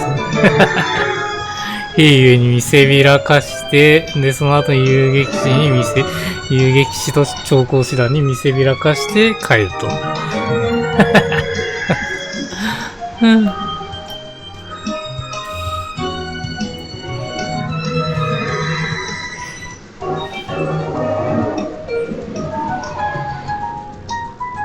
いや、ここの駐車大変ですけどね。しかもしっかり U ターンしてるし、うまいな、こんな攻めえところ。広い市内も車を使えばあっという間か。なかなか悪くないね。楽しかった。同じ街なのに違った感じに見確かにそうね。まるで街明かりの中を泳いでいるみたいな気分だったわ。これからは、遠出するときは、これに頼ることになりそうだな。ええ。耐久性も高そうですし、いろいろな場所に行けそうですね。おじさまには感謝しないと。徐々に便利になってきますね。いや、でも、いいです。ワン、ツー、ルーラがありましたから。ルーラの外縁をなくして、こういう感じにしたってことですね。より現実的。そうだな。そろそろ戻ってくると。おっ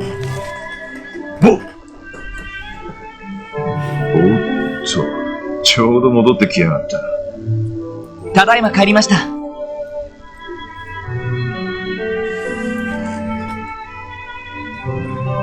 長、ただいま。あら、通信中ですか？いや、もう問題ない。そら、とっととそこの端末を起動してみろ。はい。警察本部から連絡が入っているんですか？起動すればわかる。ほら、新人どもとキーヤもこっちに来い。はい。何かあるみたいだね。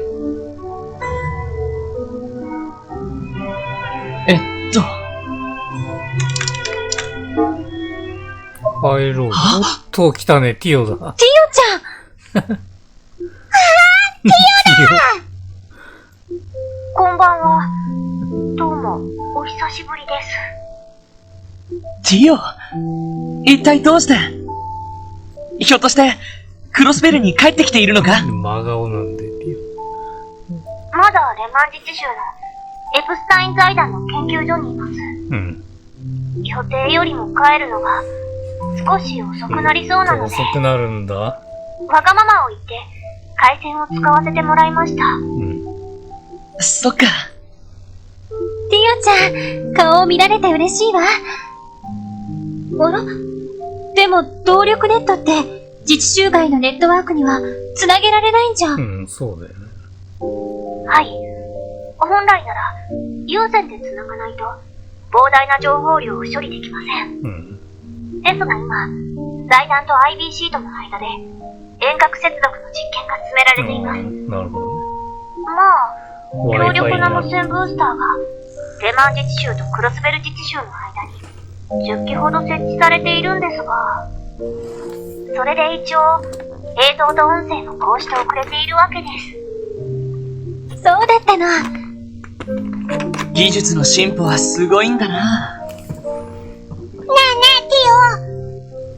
遅くなるって言ってたけど、いつ帰ってくるの？月末か、来月の初めには、そちらに戻れると思います。それまでの間は、この通信で貯めたキーヤ分で、しのがせてもらおうかと。キーヤ分。だからキーヤ、もっとよく顔を見せてください。ほらほら、サイトもティオに顔を見せてあげて。え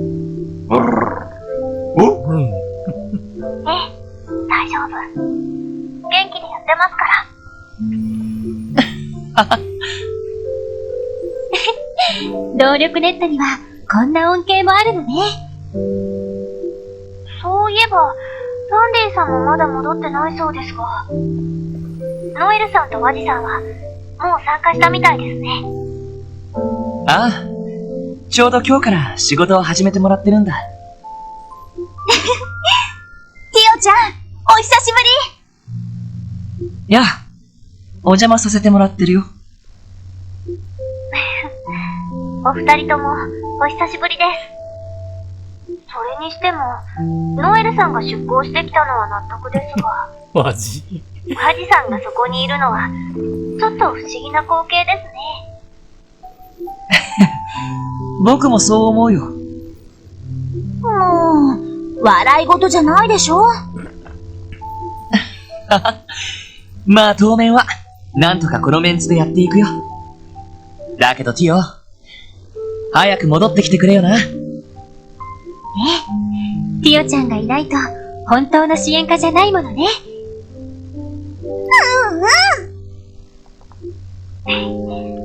では、早めに戻れるよう、私の方も頑張ってみます。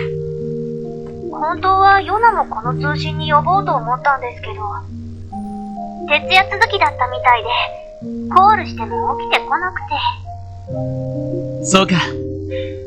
あいつも頑張ってるみたいだな。ま、財団に与えた損害を取り戻しているらしいからな。あんまり無理をしないように気を配ってあげて。もちろんティオちゃんも無理はしないようにね。はい、わかりました。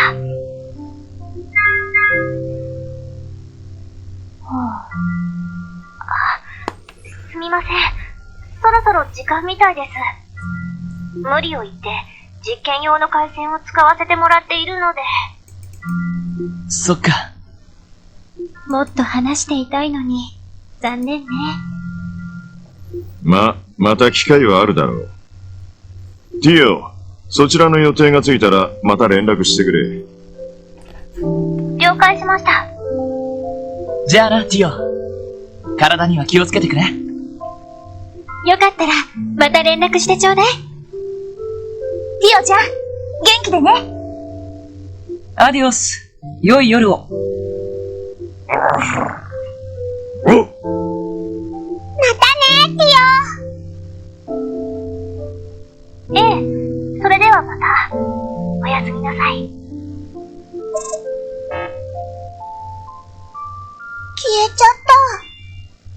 あなんだか顔を見たら、ますます会いたくなったわね。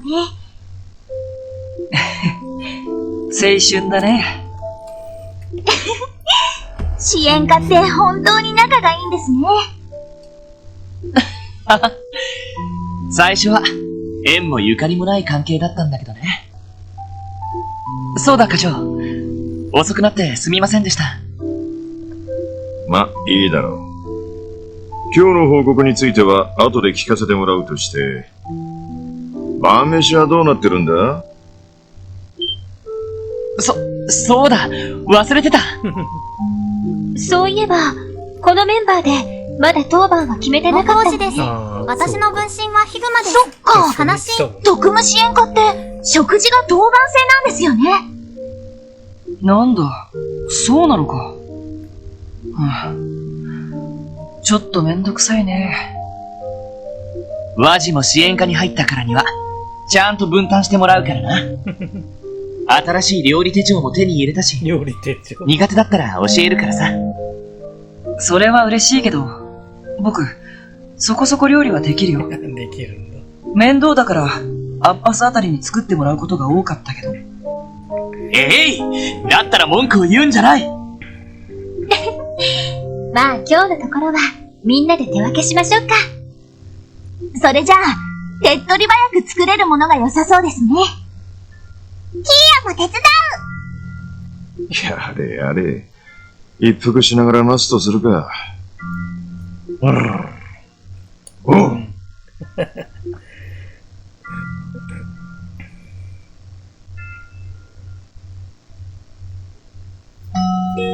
お、二日目になりましたね。いやー、また支援要請が増えてるんだろう。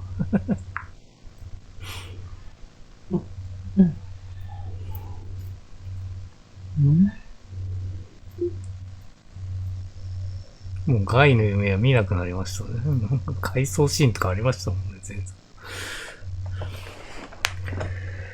今日は雨か。そういえば、雑誌の週間予報に書いてあったような。トキヤが一緒に寝てる。いいや。もしかして。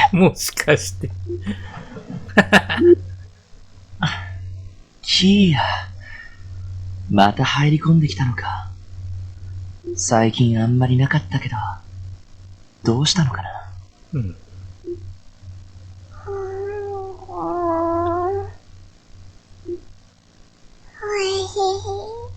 しずく、こっちだよ。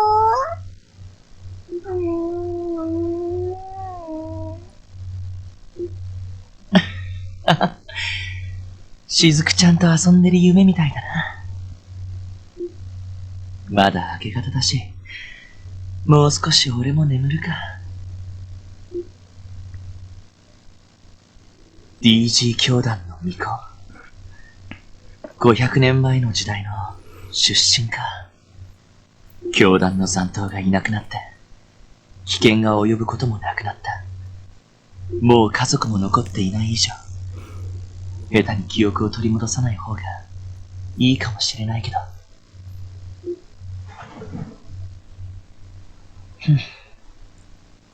今は、クロスベルの治安を守ることに専念しよう。この子たちが安心して暮らせる毎日を守るためにも。いや、最終的に記憶取り戻すんかな。何かをきっかけに。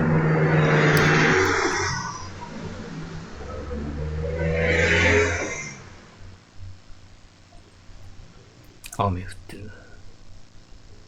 どうやら今日は一日小雨が降り続くみたいだな。夜にはちょいと荒れるらしい。そうですか。動力車が支給されたから、一通り郊外も回ってみようかと思ったんですが。まあ、ドライブ日和って感じじゃないのは確かだね。残念です。ところで、昨日私たちが街道で遭遇した人については、まだ続報はないんですよね。一家でもまだ確認できていないようだ。サウといい、レクターってやつといい、一筋縄じゃいかない連中ばかりだな。ええ。昨日会った男は、それ以上に危険な雰囲気をまとっていました。落ち着いているけど、得体の知れない凶暴さをにじませているというか。確かに、虎みたいな雰囲気がありましたね。その気になれば、あっという間に襲われて食べられちゃいそうな。ゾッとしない例えだけど、確かにそんな雰囲気だったわね。テロリストか傭兵、どちらも考えられそうだけど。となると、旧市街あたりで情報収集するといいかもね。ナインバリの女主人とか、いろいろ知ってそうな気もするし。旧市街。交換屋のアシュリーさんか。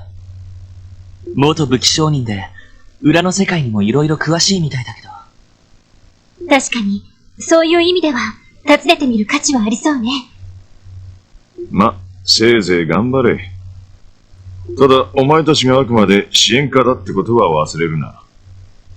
傍聴方面に気を張りすぎてると、本来の役割を見失うぞ。わかりました。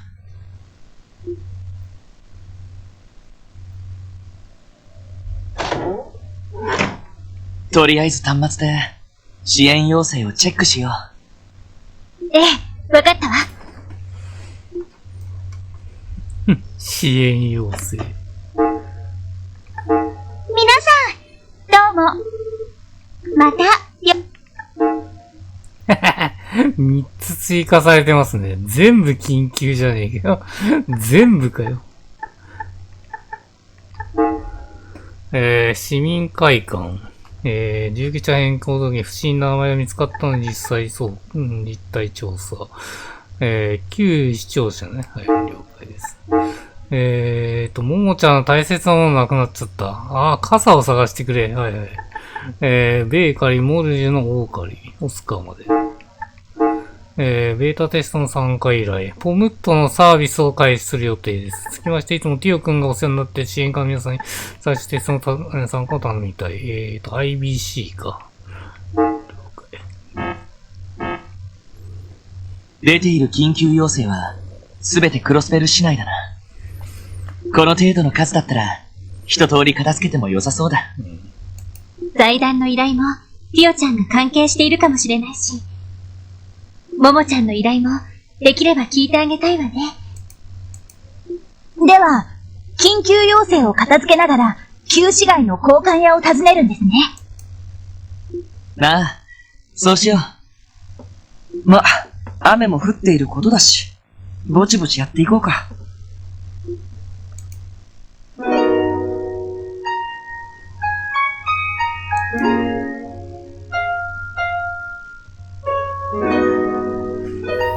BGM 変わりましたね。いた。コッペがこんなとこいた。ま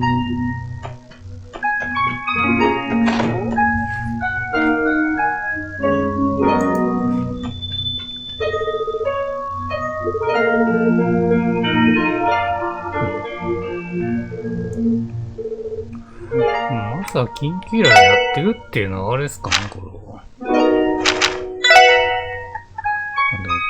聞き込みもどうたらっつってますね。これらは確実にこなそう。また、全部やれっていう流れになって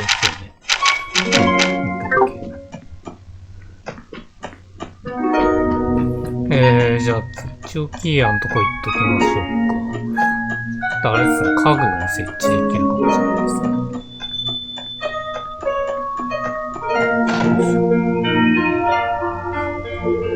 そういえば、キーアは喜びそうなぬいぐるみを手に入れていたの。せっかくだからプレゼントしよう。来たが。ロイドはキーアを探してぬいぐるみをプレゼント。キーアにくれるのライド、ありがとう。どういたしまして。置いたね。ここがいいかも。キーアの部屋に新しい家具が追加されました。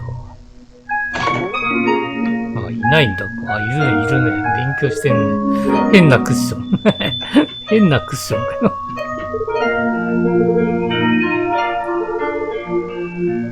ああ、外で遊べないから先にやっちゃう。なるほどね。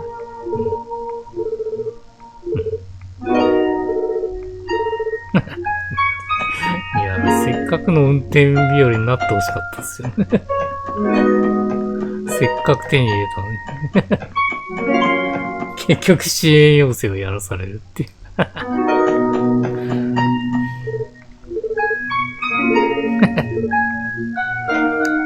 傘を差すんですかね、これ。いや、傘差さねえんだ。いや、これびしょ濡れになるぞ、これ。みんな傘差してんじゃねえかよ。いや、雨降ってんの初めてっすよ、ね。今日もただただゲームを楽しんでおります。なかなか雨の状態を歩くってのないっすもんね。いや、まさか傘を差さないんだね。さ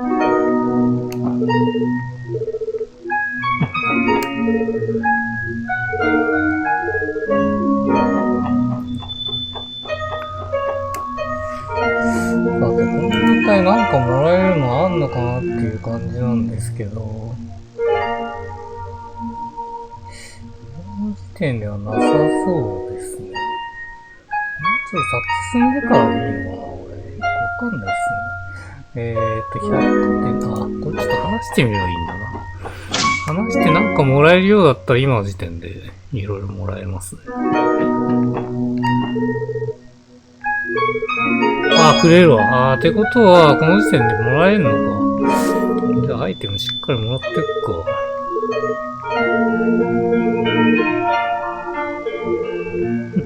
いや、さすがに全員会話さすがにやめときましょう。かなり時間かかるんで。とりあえずもらうやつはもらっていくんで。遊撃士と流量反転。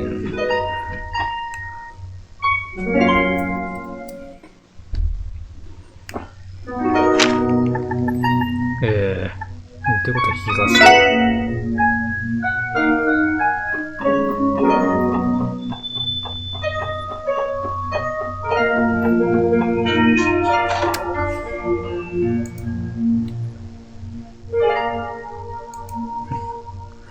いやーね、前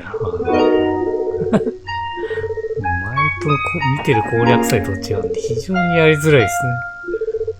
これかな？アレクセイさん。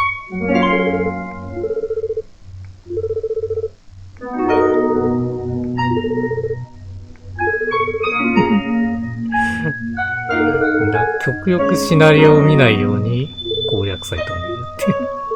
なかなか難しいですね。会話イベントがあるってだけですかね。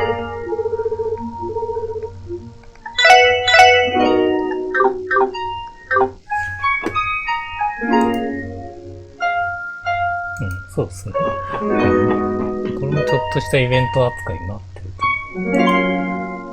と。あと遊撃士。ここは相変わらずですよね。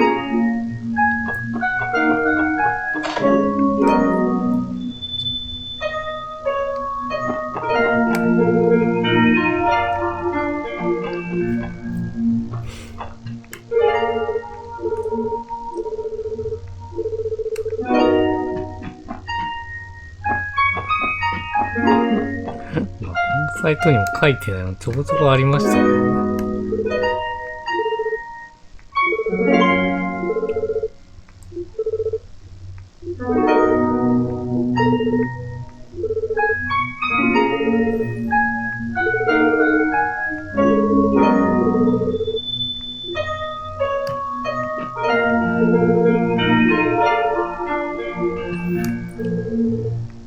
あくまで参考レベルとしていきましょう。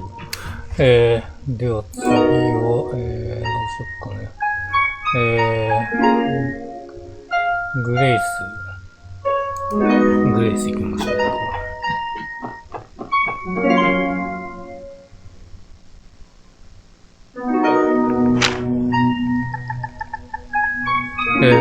グレイスなんで、公安区か。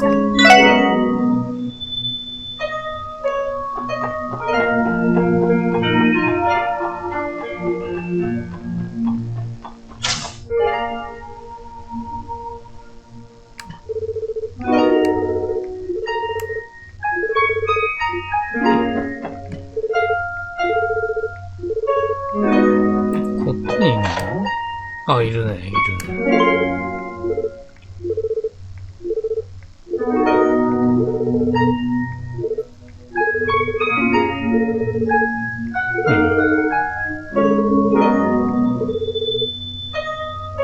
ゴストグラブ使って写真でも提供してる。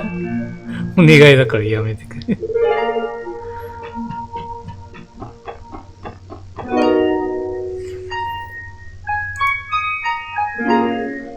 IBC。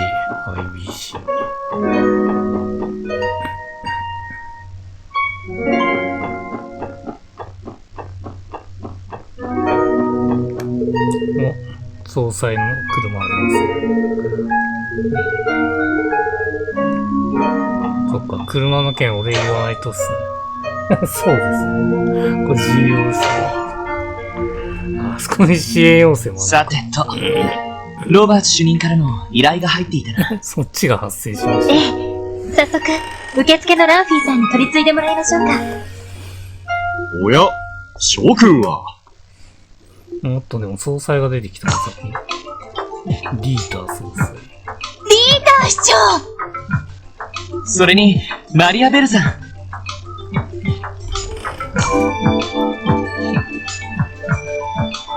今日は IBC の方にいらしていたんですね。ああ、銀行での仕事が随分溜まっていたのでね。ベルに手伝ってもらいつつ、ついさっき一通りの仕事を済ませてきたところなの。仕事をしてんだから忙しいっすね。皆さん、こうして顔を突き合わせるのも、なんだか久しぶりですわね。エリーも、元気にしていたかしら。おかげさまで先日、支援課も再始動したところよ。どれどれどれちょ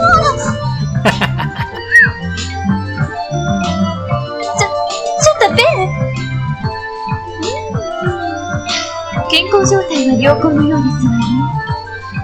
この柔らかく温かい感じ、死体の下に確かに系のキャラがいっぱいいるんで、今作。た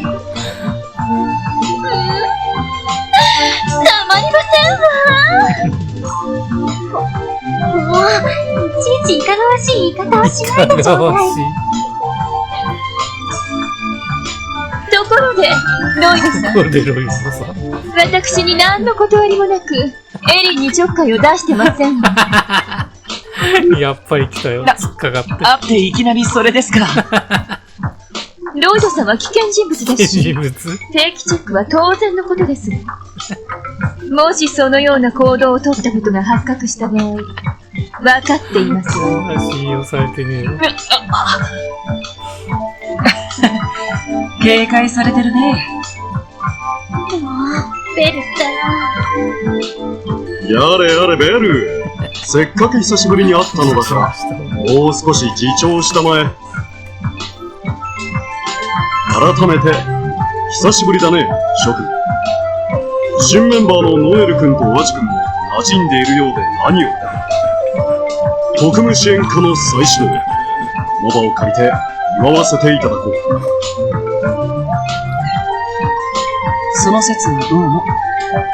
支援課への推薦の件、改めて礼を言わせてもらうの。動力車の支給の件もありがとうございました。あんな素敵な動力車を運転できるなんて夢みたいですよ。君たちの役に立てたなら幸いだ。私も新市長となった甲斐があったというものだ。市長と IBC 総裁、この二つを両立させるのはなかなか難儀だね。まあ、お父様の場合にお忙しいのはほとんどご自分のせいでしょう。何でもかんでも引き受けてきて、手伝わされるこちらの身にもなってほしいものですわ。すまないベル。クロスベルのためを思うと手の抜きどころがわからなくてね。ついつい身の丈以上の仕事を引き受けてしまいがちなのだよ。おじい様もおじ様のバイタリティには感心していらっしゃるみたいです。彼のような若い政治家こそ、今のクロスベルに必要なのだ、と、よく嬉しそうにおっしゃっていますよ。大先輩のマクダエル議長にそう言われると照れてしまうな。とはいえ私も政治家としてはまだまだ駆け出しの若造だ。まだまだいろいろと勉強させてもらわなくてもね。ああ、お父様、そろそろ新市長ビルの方で打ち合わせのお時間ですね。昔めんこが流行ってましたよね。そうだったジャンプ系が多かった気がする。それでは諸君、近くの私はこれで失礼させていただくとしよ巨大のやつとか反則でしたね。すみません。なんだかお引き止めしてしまって。う。いやいや、そんなことはないさ。おかげでリラックスできたよ。何か困ったことがあったらいつでも言ってくれたまえ。他ならぬ君たちのためなら惜しみなく助力させてもらうよ。ありがとうございます。おじさまもベルも、お体にだけは気をつけてください。ありがとう、ベル。それでは、失礼させていただきますわね。お疲れ様でした。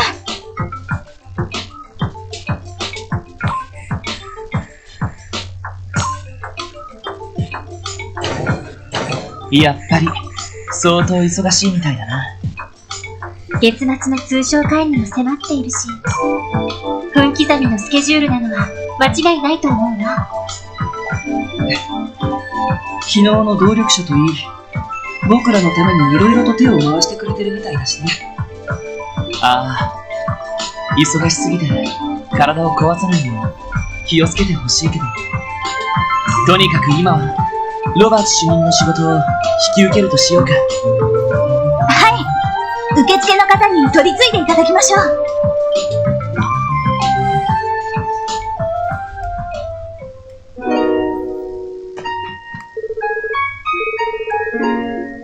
結局認証カードはねえのか。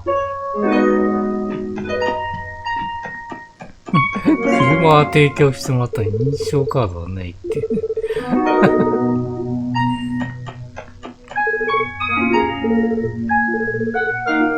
今一応受けとくか。こんにちは、ランフィーさん。あら、エリー様に支援家の皆様。本日はどういったご用件でしょうか？エプスタイン財団のロバート主任に依頼された件なんですが。ああ、その件でしたら受けたまわっておりますわ。お取り次ぎいたしますので、少々お待ちくださいませ。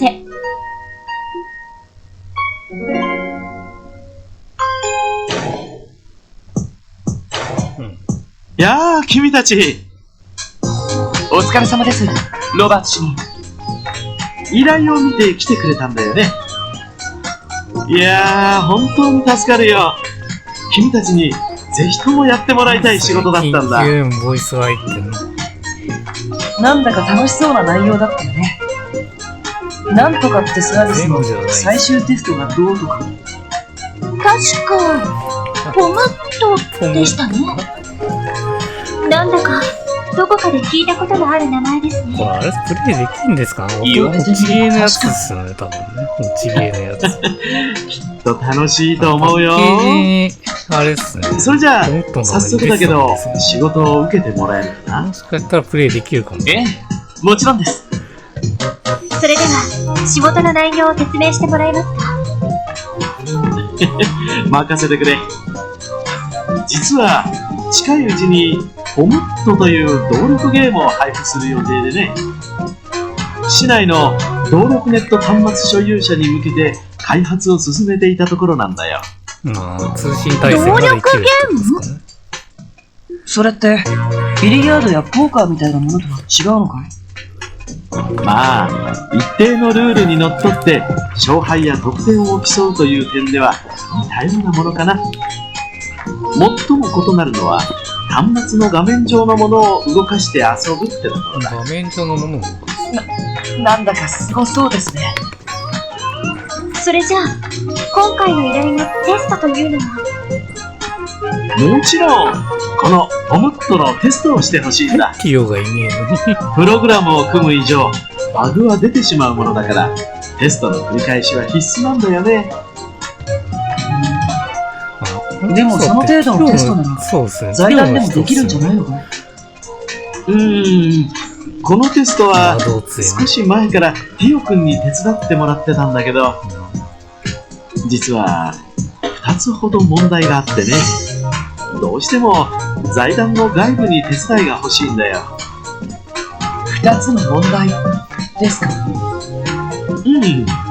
まず1つ目だけど、ティオ君は時々テストに A4 システムを持ち出してたみたいでね。だからちょっと有用なデータを取れたとは言い難いというか。一般の人のデータだと欲しい。 A4 システムっていうとチートってことですか？ティオちゃんが何度か使っていたあれね。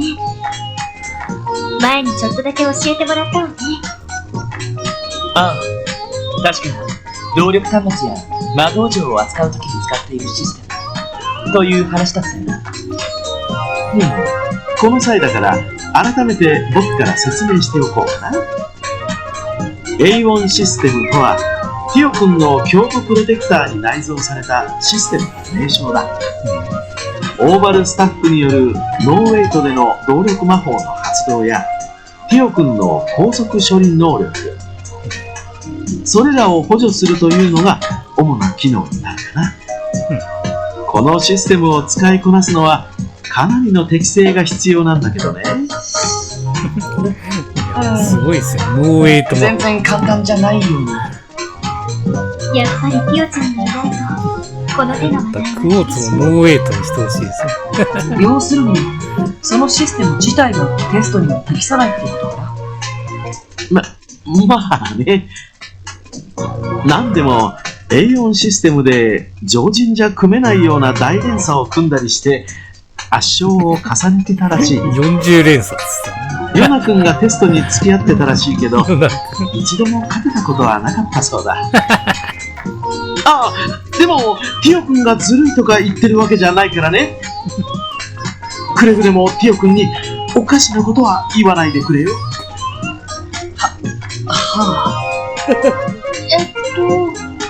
残りの一つの理由はどういったものなんですか？もう一つはこのゲームが対戦ゲームってところにあるんだ。さっきもちょっと触れたけど、このゲームは遠方の端末同士で遊ぶことができるんだ。だからどうしても市内での実地テストがやりたかったってわけさ。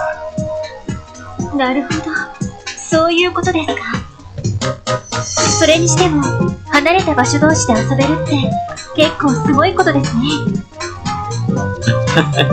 だろう？これは動力ネット構想の初期段階で企画されたものでね。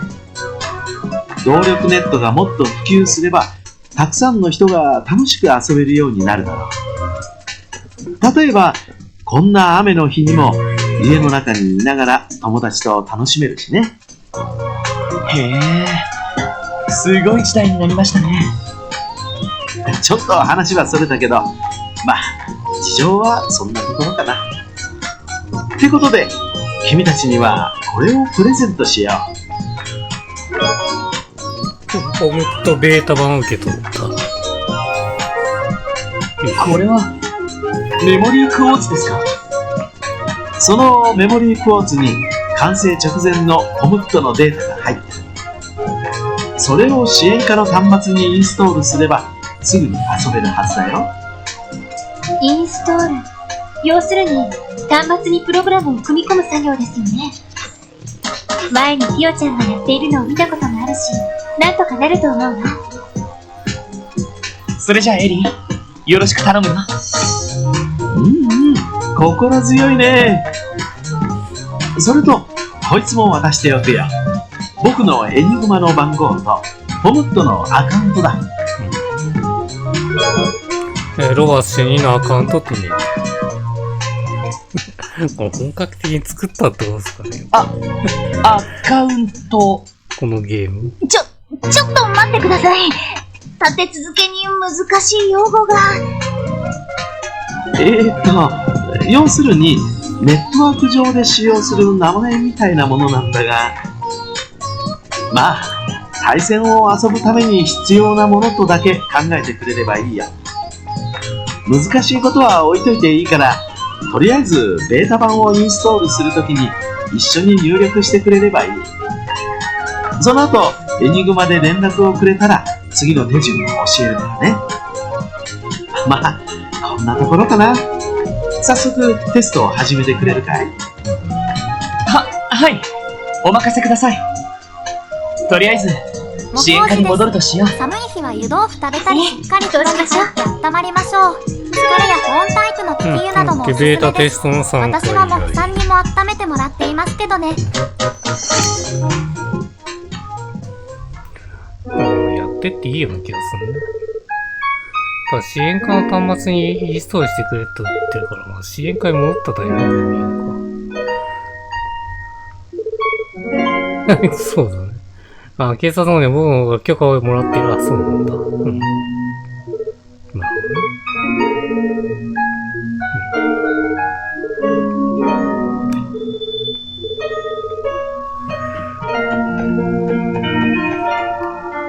じゃあ一回言いますじゃん。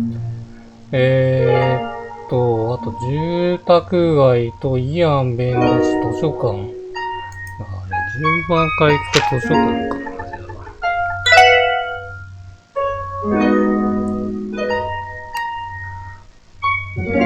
結構ありますね。あれちょっとこっちじゃね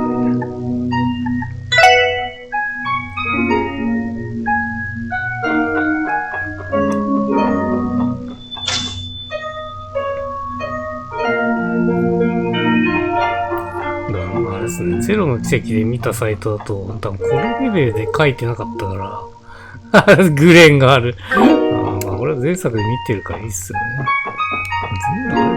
4巻しかないとか、これ後々どんどん増えてるっていうのはあれですかね。まあ、これは前作見てるやつですけど。流しときますか、じゃあ。スピードで見れるのかってなります。スローじゃないと見れねえ。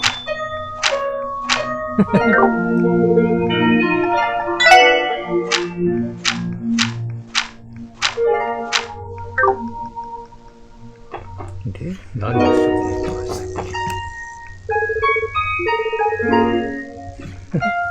何をしようと思ってました？マイルズ。これか。ニールセンさん。あ、聞いたことあるのこの名前。紹介してあげるよ。後で立ち寄れ。後でなんだ。いやもう後でタイミングがわかんねえな、これ。入り直したらとかじゃないっすよね、さすがに。いや、もう後でじゃわかんねえよ、タイミングが。これ、イベント的に発生すんのかなってことは。で、一回今。じゃあ、住宅街のヘイワーズ。ヘイワーズってどこでしたっけ？キャンベルス。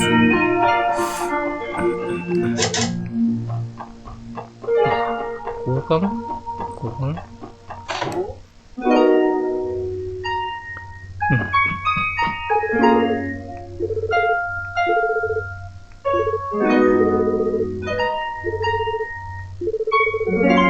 いやー、これアイロンなんですかね。レンがリベールに行っちゃってるから、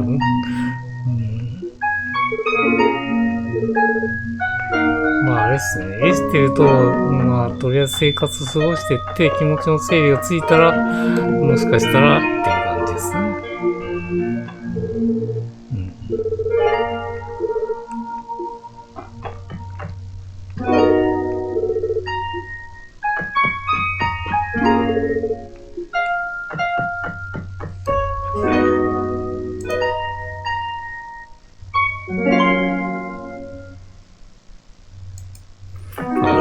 これってもしかして色変えられるってやつですかね、もしかしたら。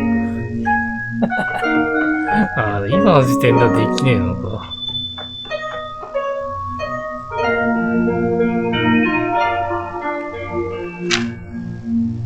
ああ、多分あれですね、これ最初にイベントやってたやつ、もう混ざってますね、これ。俺、弁護士とか言ってますからね。言ってるから、そのイベントも混ざってんだ。一回話してますもんね。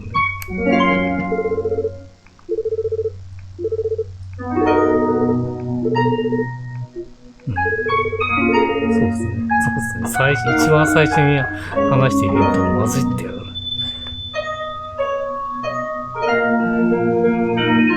レシピはもう取ってるからいいですね。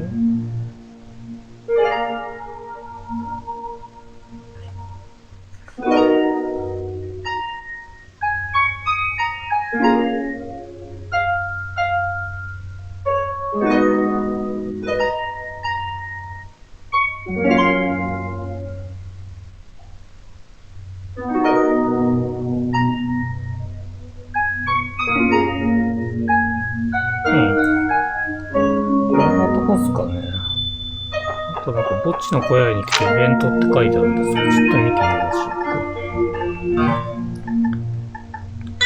か。あ、すげえ。こっからガレージに飛べんだ。なるほどね。あ、本当に移動で便利になってんだ、じゃあ。いいっすね。いや、まあ、要はバス停までワープできるようなもんですよね。イコール車ですけどね、ガレージなんて。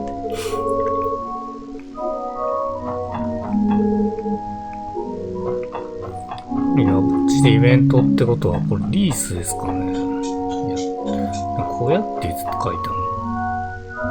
小屋だとじいさんか。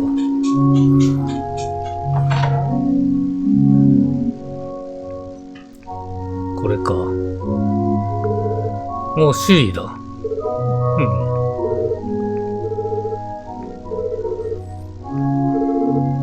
いや、こういうのはしっかりやらないと見逃しますね。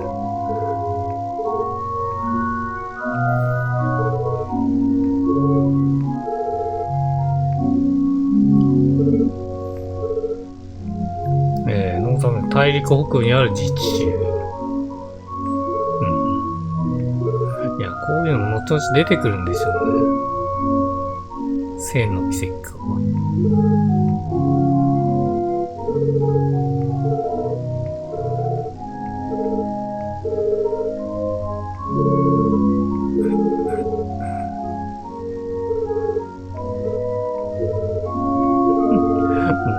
行ってないとこ追い切れないですね。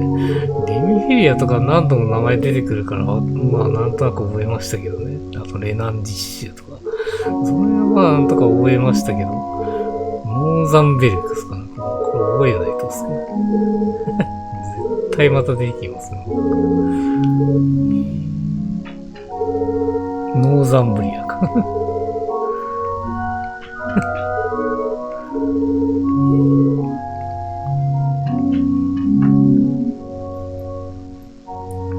さあ、リースはどこにいるんでしょうね、結局。リース、ここじゃないっす。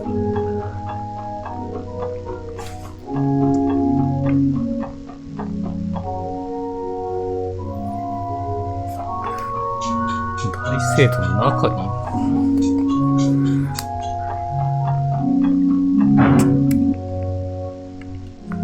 特にリースについては書いてなかった。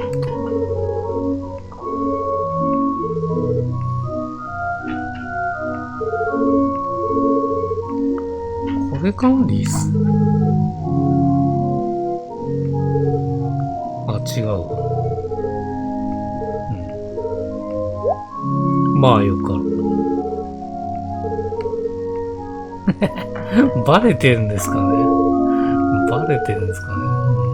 多分ね。多分。ケビンじゃなきゃまあいいですよ、みたいな感じなんですかね。あ、いたいたいた。いましたね。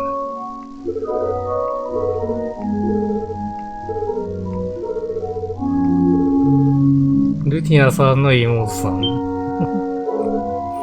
たね、ルティナ。いやー、サウドで出てきましたね。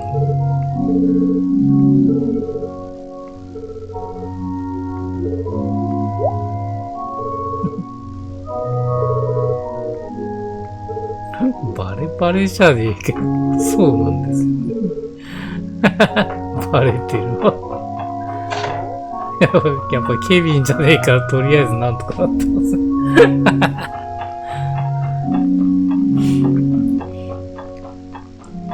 よし。じゃあ、これで、とりあえずはやっていきましょうか。支援要請。支援要請やっていきましょうか。ポムットからやりますか、じゃあ。モフおじです。小学校の頃に扁桃腺の手術をしたことがあるのですが、それ以来風邪をひきづらくなりました。中学高校は南紀に皆勤賞です。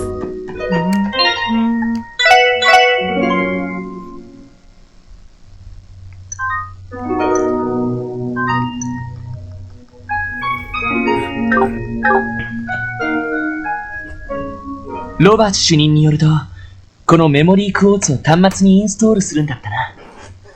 それじゃ、よろしく頼むよ、エリ。ええ、やってみるわ。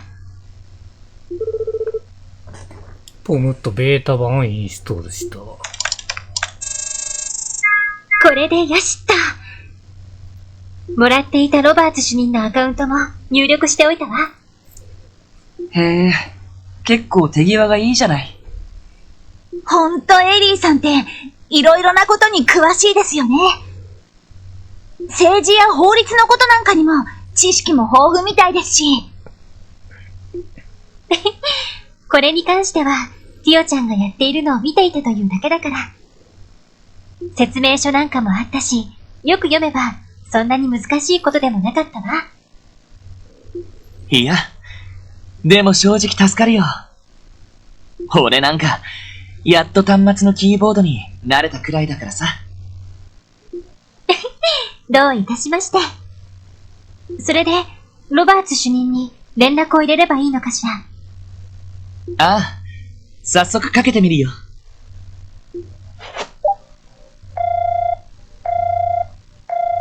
あ、ロイド君。うまくインストールできたかな？ええ、大丈夫です。次はどうすれば？それじゃあ一つ、僕と対戦してみようか。端末からポムットを起動してみてくれ。そこに僕のアカウントが表示されるはずだから、それを選択すると対戦できるよ。そうだ、せっかくだから支援課のリーダーである君が代表として対戦してくれないかい？ね、ええ、わかりました。それじゃあ、席を変わるわね。開発者であるこの僕に勝てるかな？ルールちゃんをわかんない。任せられる男が改めて確かめさせてもらうよ。任せられる男。なんだか本音が聞こえてきたような。結構な親バカみたいだね。わざわざ支援課に依頼してきたのって。いや、せっかくの勝負だし、ちょっと気合を入れただけさ。それじゃあ早速、ゲームを始めてみよ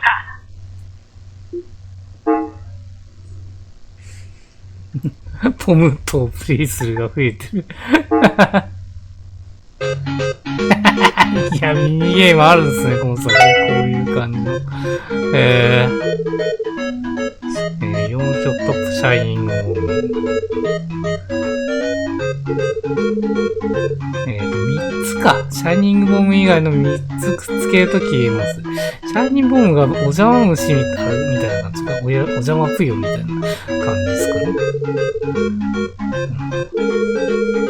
まあ、とりあえず適当にやりましょうか、じゃあ。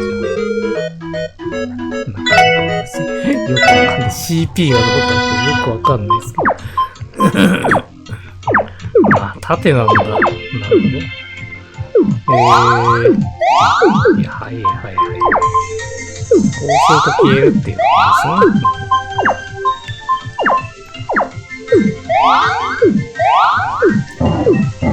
バイオ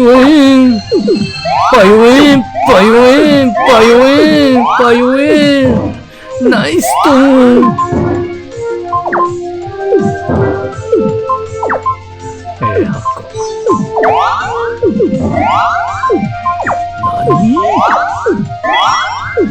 よえん。しょい。あ、S が技か。ってことはあれを壊すんじゃないですか。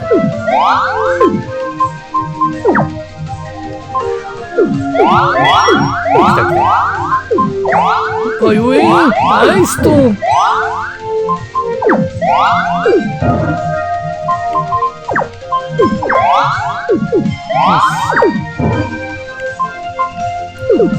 いしょ。よいしょ。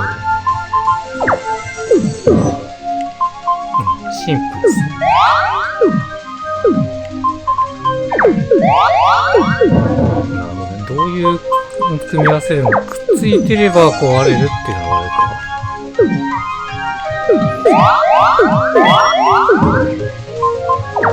よいしょ。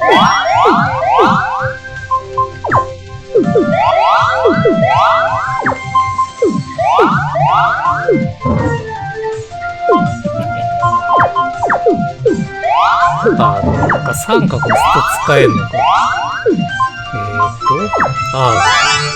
で、攻撃か。なるほどね。あー、すげえすげえすげえ。なるほど。面白いっすね。必殺技が使えるの。盾がガードか。よし、なんとか勝てた。結構楽しいかもしれないな。なんだか結構ハマっちゃったみたいね。はために見てた印象なんですけど、ロバーツ主任ってもしかして強くないのでは？そうだね。開発者なのに強さ的には初心者の君と大して変わらないんじゃない？いや、さすがに手加減をしてくれたんじゃないか。レベルはある程度合わせないとテストにならなそうだし。かかってきた。はい、こちら特務支援。いやー、今のはいい勝負だったね。まさに歴史に残る大勝負。興奮しっぱなしだよ。歴史の本気じゃねえか。どうやら真剣勝負のつもりだったみたいだな。それでテストの結果はどうでした？ああ、バッチリだよ。市内でやる分には目立ったラグもないし、通信状態も良好だ。申し分ない大成功と言えるね。そうですか。それは良かったです。インストールしたベータ版は近いうちにリリース版にアップデートしておくよ。プログラムの配布が始まったら対戦できる人も増えていくだろう。いろんな人とアカウントを交換して存分に楽しんでくれると嬉しいよ。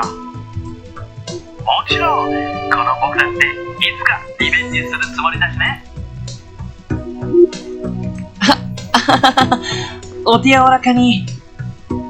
いやー、協力してくれて本当にありがとう。僕は別の仕事があるからこれで失礼するよ。どういたしまして。また何かあったらいつでもご連絡ください。ああ、そうするよ。それじゃあね。なんとかうまくいったみたいだ。お疲れ様。なんていうか、主任らしい依頼だったわね。そうだな。ともあれ、これからもこのゲームは楽しめそうだね。この際だから、クロスベル1のポムットマスターを目指してみたらどうだい？ティオには勝てないんだよね。さすがにティオには絶対にかなわないだろうけど。でも、仕事の合間に息抜きがてら練習くらいはしておいてもいいかもな。そうですね。ベータテストの3回依頼を達成した。対戦相手がちょこちょこ出てくるって感じですかね。ちょっとそれ見てみましょうか。ロバート以外も出てくるって言うんですか？あ、ロバートしか出ねえじゃん。じゃあいいか。じゃあいいや。後々の指令要請で多分対戦相手が増えてくっていうのはあれですかね。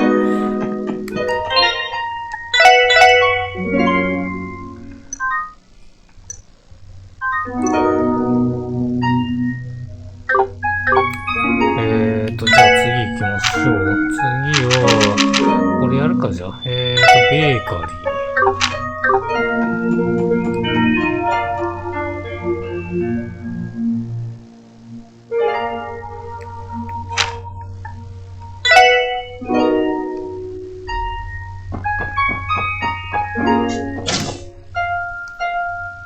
モフさんとおじやんです。先日略称はモフ王子これか。で決定しました。よろしくね。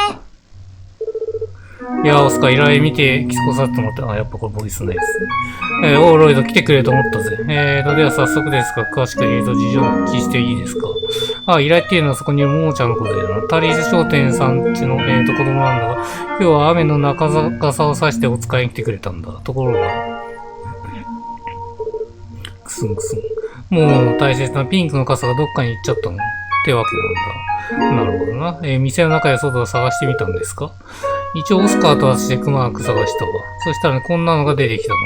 ピンクの傘を差し出した。このピンクの傘はそれがその女の子の傘なんじゃないのかい。私もそう思ったんだけど、この部分見てみて。ベネットは傘のの部分を、ロイたちに、指し示した。メイリンって書いてあるね。メイリンって子ですかね。メイリンってあれですかね。反転の子ですかね。要するに間違って持っていかれてしまったわけだ。ああ、そうみたいだ。今日は雨で、客が少ないし、他にも何組か客がいたのを覚えてるんだが、どうしてもそのメイリンって名前が誰のものかわからなくて、なんとかこの持ち主を探し出して、間違いで持っていかれた傘を回収してほしいんだ。どうでやれそうか。ああ、わかった。俺たちに任せてくれ。きっと傘を見つけてみせる。おう、頼んだぜ、ロイド。そうね、このメイリンって名前もう少し手がかり欲しいよね。ロイド、ここあたりはない。そうですね。一度くらい話したことあったりしませんか。せめてどこの外区かくらい分かればいいんですけど。どうだったかな。確かにどっかで聞いたことあるよ。そうなんですよね。聞いたことあるような気がするんですけど。メイリンって子は確か。うわぁ、来た。わかんねえな。東通りですね。東通りに住んでる女の子の名前じゃなかったな。確か商工会会長モルスさんの来た、これか。これですかね。そういえば何度か話したことがあるわね。ロイっていう、お兄さんがいるから、やっぱり当たってるわ。すると、ここには、兄弟で買い物に来てたのか。そうだそうだ。確かに兄弟で来てた客がいた。しかし、モルスじいさんの孫から確かに見たことがある。一発で当てましたね。よかったわ。よし、それじゃあ、メイちゃんの傘はお前たちに預けておくよ。はい、これね。オッケー。そいつをメイリちゃんに返した上で、モモちゃんの傘を預かってきてくれ。頼んだぜ、ロイゾ。アパートの方ですかね。任せてくれ。それじゃあ一応モルス会長の、お宅を訪ねてみるのは良さそうだね。でも会長ってことは、左の方ですよね。左じゃねえや。右のとこですよね。とりあえず行ってみるし。会長、あそこ子供いたのか。まあ、いるんですよね。そりゃいるよ。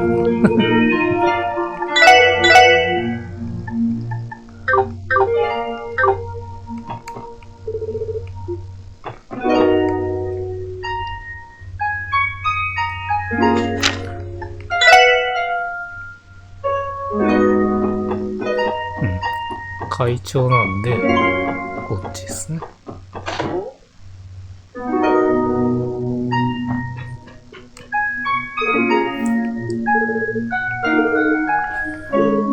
れに見覚えありませんか？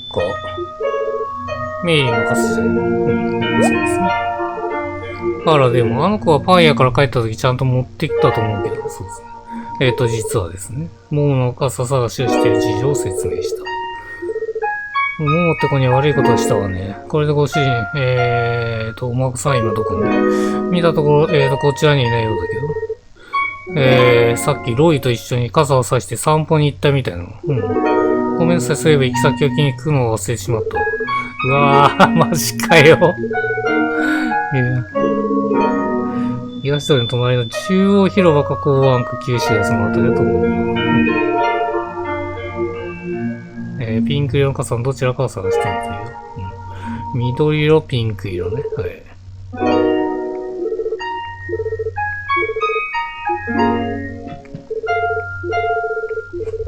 そうか、傘さしてるからそれが目印になるのか。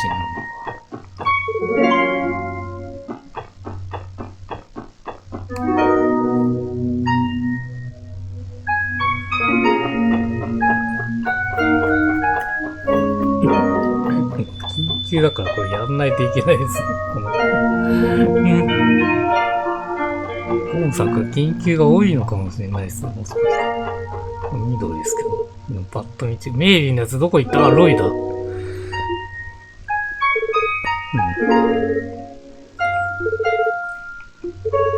なるほど、そういうことか。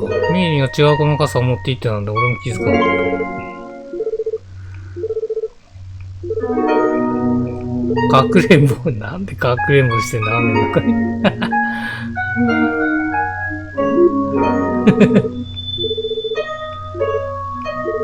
のエリアにいるならいいですけどね、とりあえず。公安区のどっか。了解です。しかも外にいるってことね。では一番奥じゃねえ。言うとしたら。いや、頑張りますよ。これあれか。レンの時と同じぐらいの難易度あるかもしれないですね。もしかした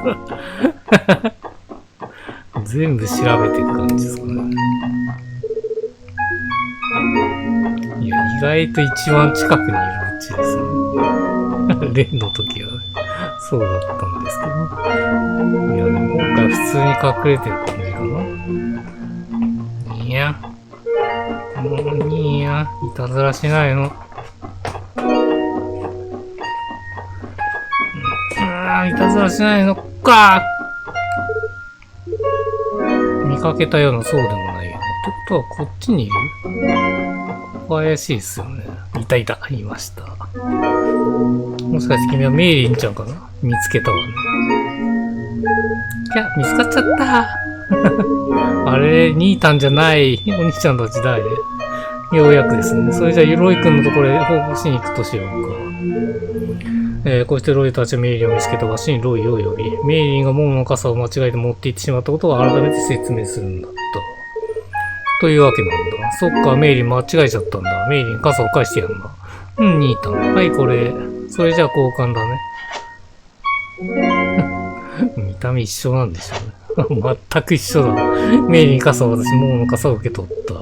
ありがとうね。それより後でちゃんとモモちゃんのとこでごめんなさいしなきゃね。じいさんの言われたらしっかりしてるじゃない。そうなんだよな。俺もこの回しっかりしてや、今頃仕事の一つや二つ。とにかくありがとうございました。こちらの傘は俺たちは責任を持って届けさせてもらいます。ああ、よろしく頼むぜ。お願いね。これ届けりゃいいのか。もうロイド、守備はどうだった？ああ、無事回収できたよ。はい、ももちゃん、これをどうぞ。ぐすん。あ、モモの傘。これお兄さんがモモのために買ってくれた大事なもの。ありがとう。本当にありがとう。あ、そうだったんだ。帰って戻ってきてよかったね。さて、これにて一件落着ってわけだね。おかげさまで助かってる。やっぱお前ら頼りになるよ。また何かあったらよろしく頼むね。いつでも平井をお待ちしています。それじゃあな、オスカー。オッケー。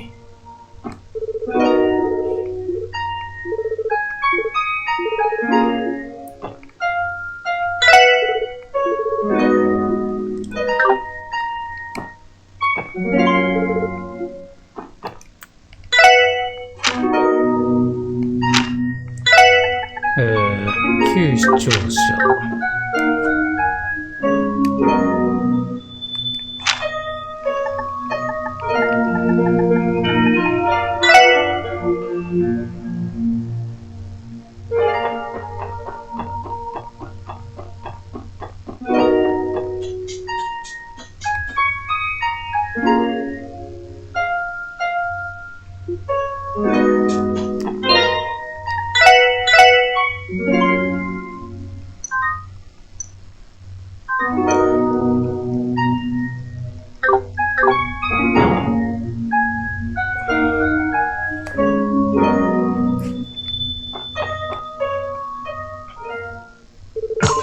いらっしゃいませ。クロスレ市民会館へようこそ。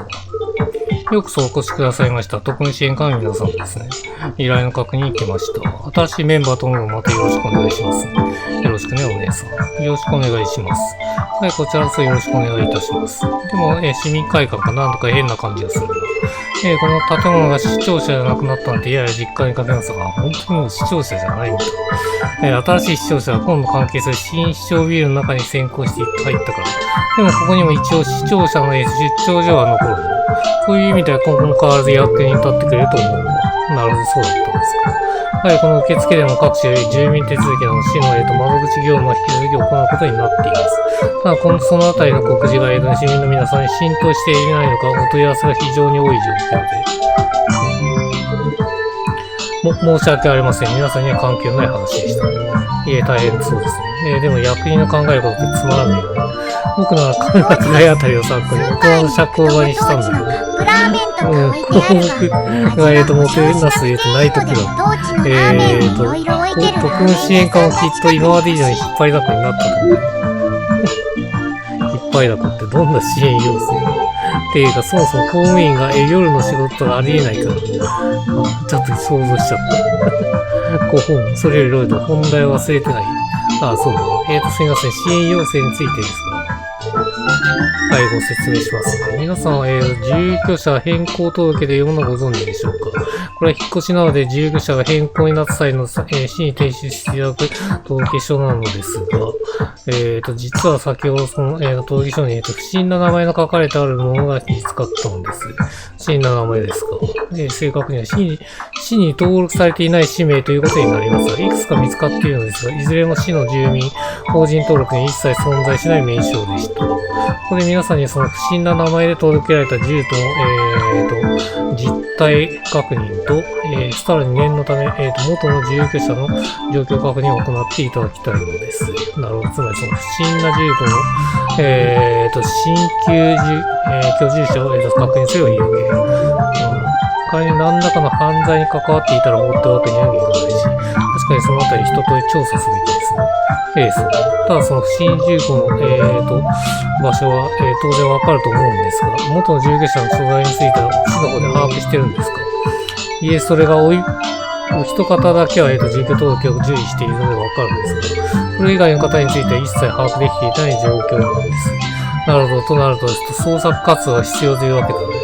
でもまずはその、不審住戸と、所在が判明している住民の調査を済ました方が良さそうですね。所在不明の住民にしても、調査の過程で何らかのことが分かってくるでしょうし。そうだ。ちなみにそれらのリストでのものはありますが、はい、届書の写しを用意したのでご確認ください。お預かりします。問題の住戸は、全部で、3箇所か。まずは、住宅街に1軒、場所はエリーならわかるな。どれだ？これ私の実家の隣よ。はい。入居者はハイブラッズ。何これ？法人名かしら。証券マンのボンドさん一家が住んでいたはずです。そうだね。前の住居者としてリストにも、そうか、引っ越したっていう流れでしたもんね。リストにも記載されてあるの。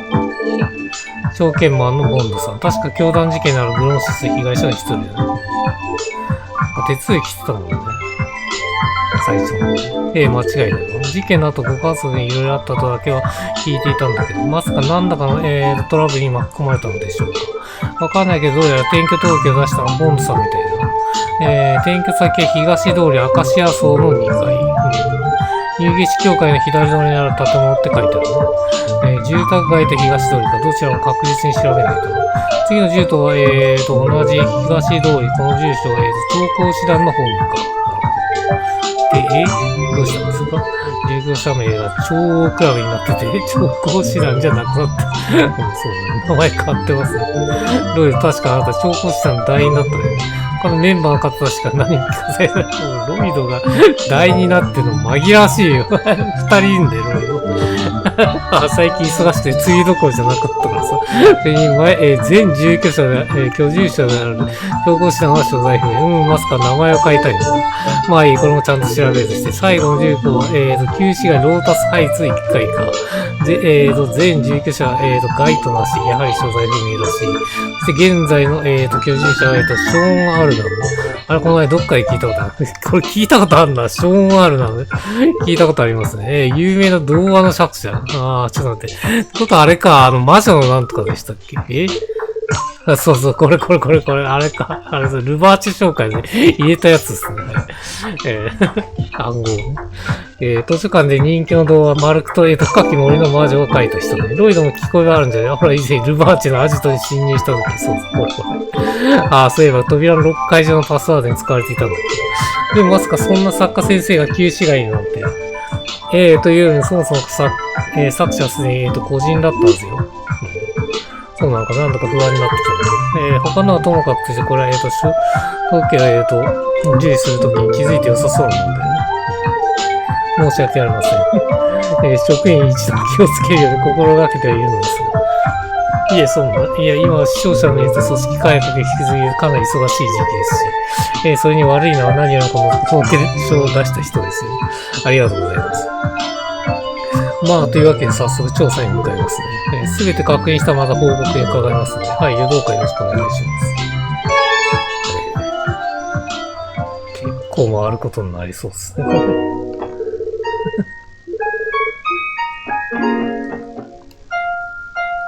サクっていきましょう。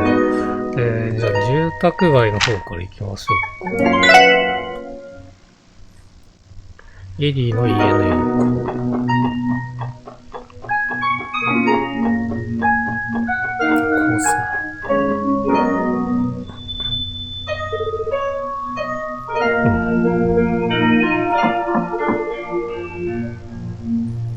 不在。開いている。話し声のようなものが聞こえている。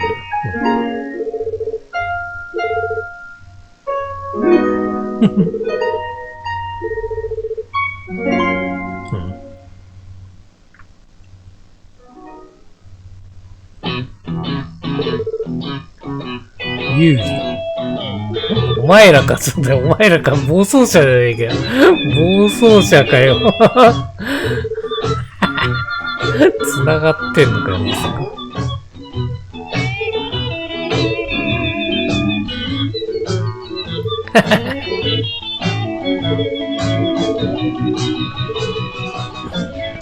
現行犯逮捕です。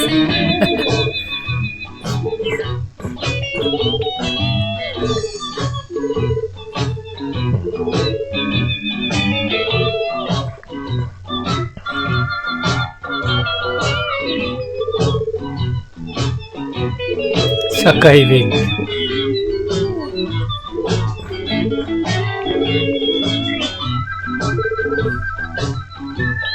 チームメイト。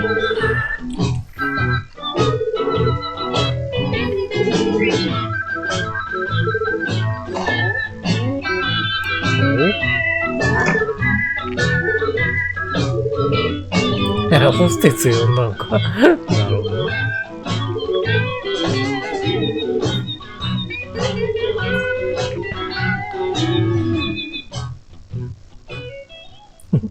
完全なら遊びなんじゃねえか。トランスコ。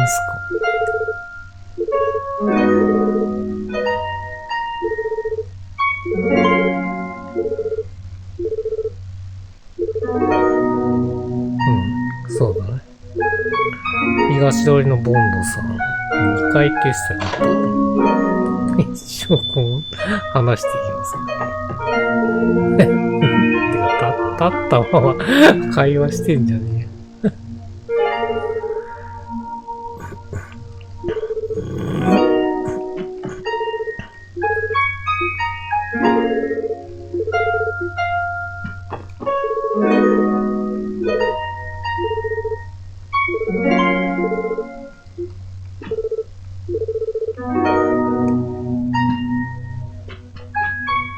しっかりこいつらが金を巻き上げるんだ、ホステスさんよ。話せねえのか、こっちに。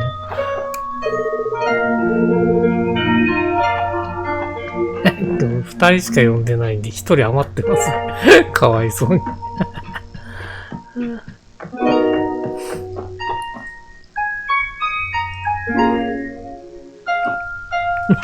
金持ちならしっかり3人呼べばいいのに。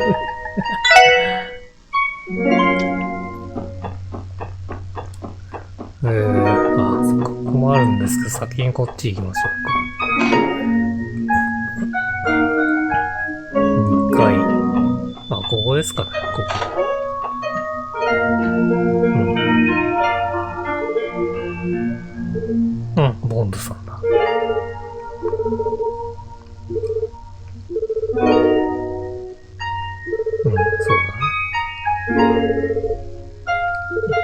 そうだね、そっちのクエストも受けたもんね。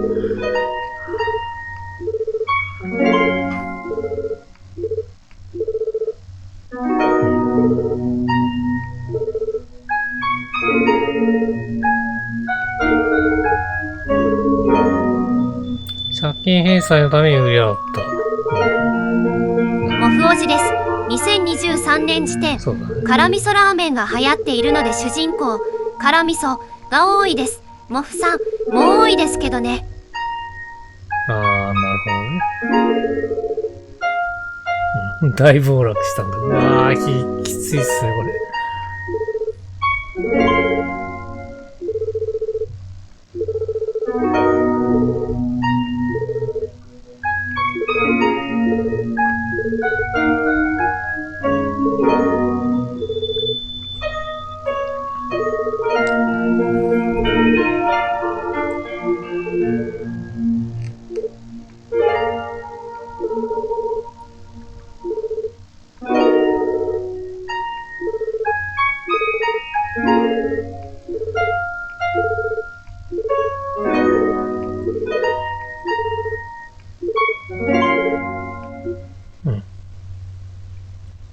投資の怖いとこっすね。3人いたじゃん。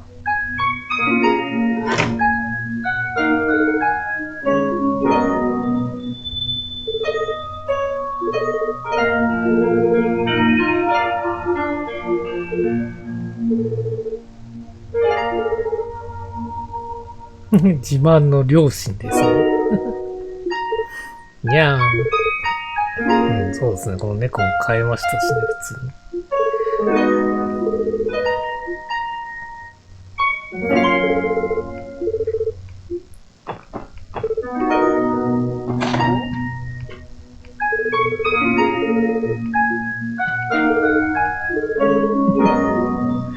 いやーもう、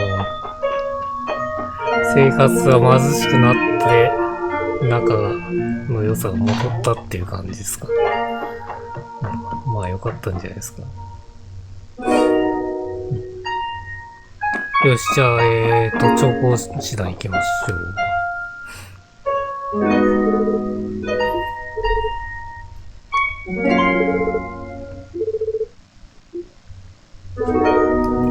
釣り竿もらえるかもしんねえな。このタイミングで。しかも緊急だし。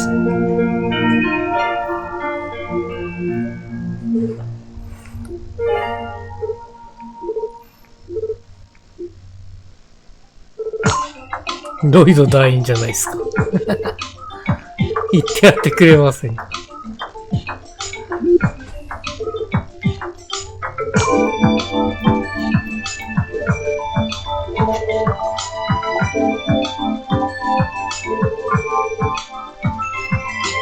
私の名前、レイクロード3世。帝国か。レイクロード社。チョコクラブ、こいつが勤め、あれか。勤めるって言ってんのか。この場所乗っ取られたってことですかね。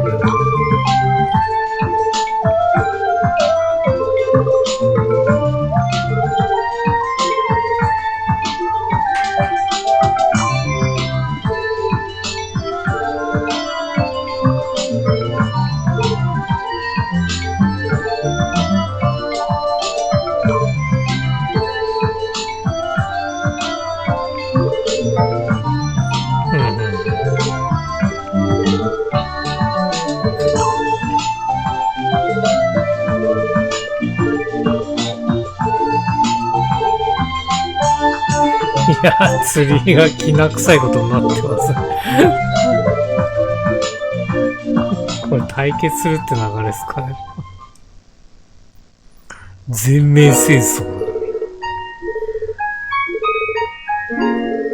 セーダン支部長どこにいんだ？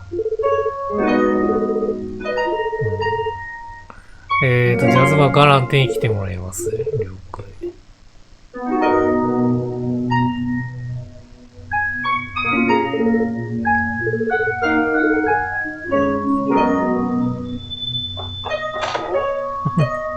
を話しています。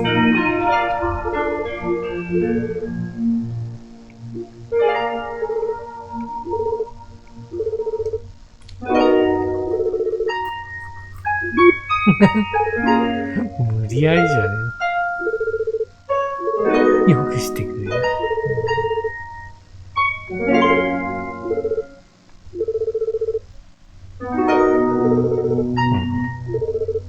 なるほど。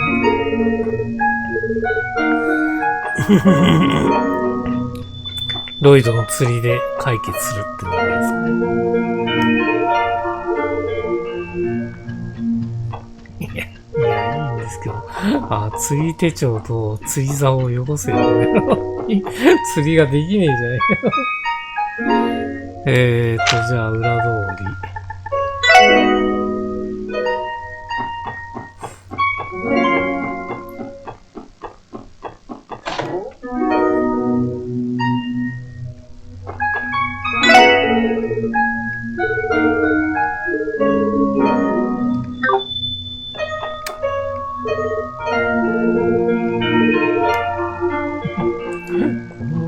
ずっとここにいますね。作戦会議という。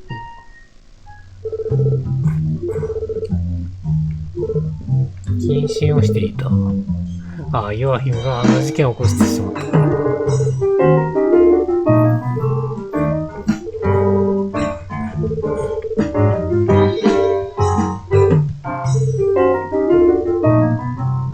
気づいたところでどうしようもできないですけどね、ヨアヒム結構。性格の問題ですからね。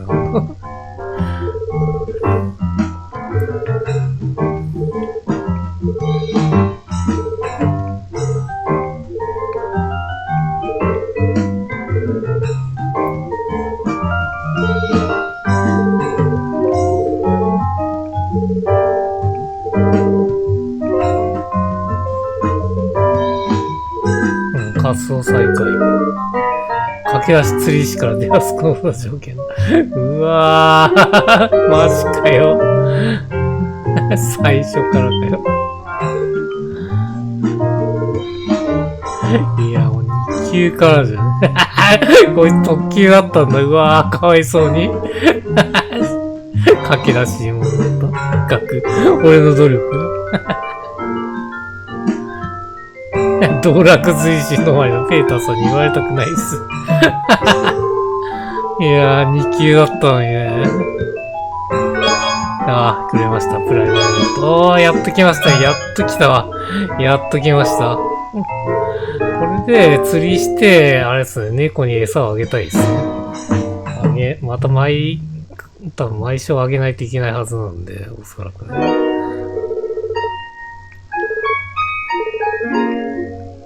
いや、ちょっとまず釣りをどうにかしましょうか。釣りだったら街でもできますもんね。公安区の住宅街ね。住宅街と裏っとこっすよ。ちょっとあれやってみようか、初めてなんで。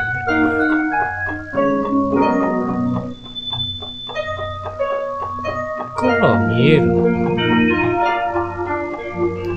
から見えないですよね。ということはあれ、西通りじゃん。西通りからじゃねえのか。あ、ここか。ここなら釣れそうだな。い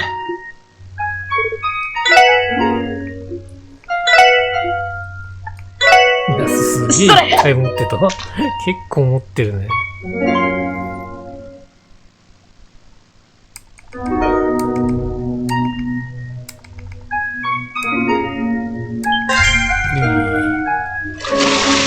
よしゲットだトタス。それよ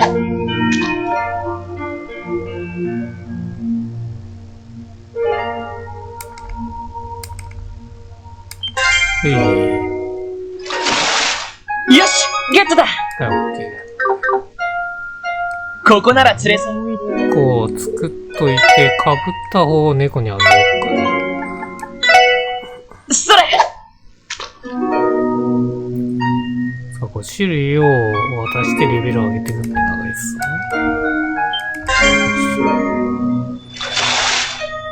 まずかな。カルムの顔ですかね。じゃあこれで、猫なんで、支援ど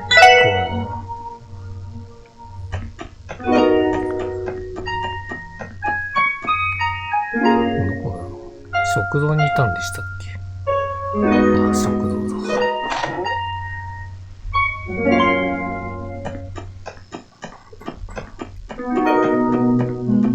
モフおじです。こち亀のアニメはやはり面白い。全巻分まで復活してほしい。あれ、あげれねえ。マジか。いや、あげれねえじゃねえかよ、このタイミングで。いや、意味わかんねえ。いや、これもう間に合わねえんじゃねえ。でもこのタイミングじゃないと釣りできないですもんね。ってことは別のあげるタイミングがあるってことですかね。いや、これに関してはさっぱりわかんないですね。もうすげえしかねえじゃん、こんなの。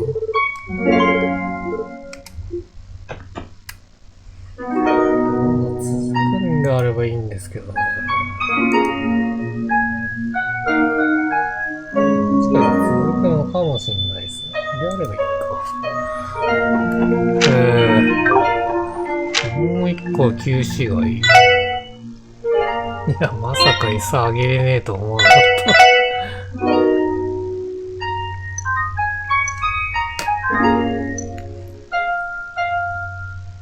ちょっと待って。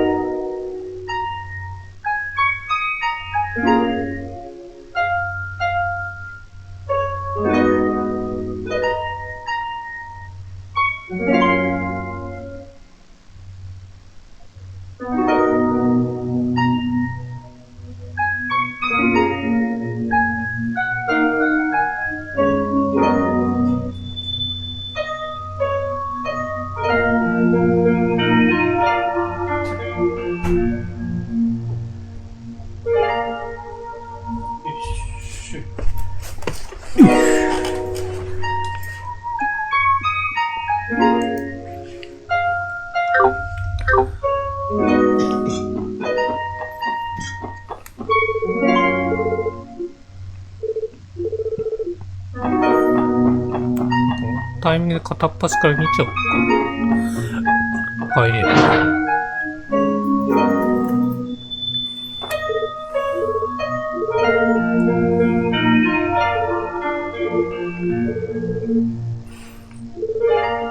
バールドどうしたんですかね。あ、いないっすね、確かに。おっかなかった。マジにこだわってるっつってますね。そ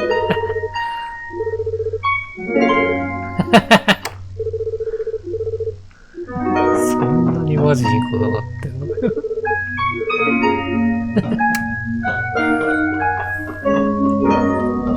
まさかのいねえし。こ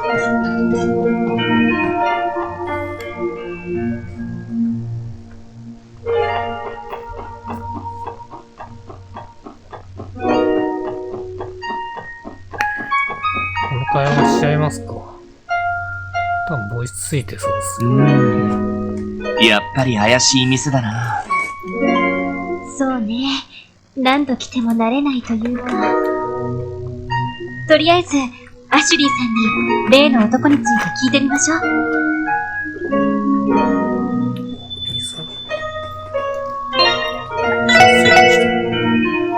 一応。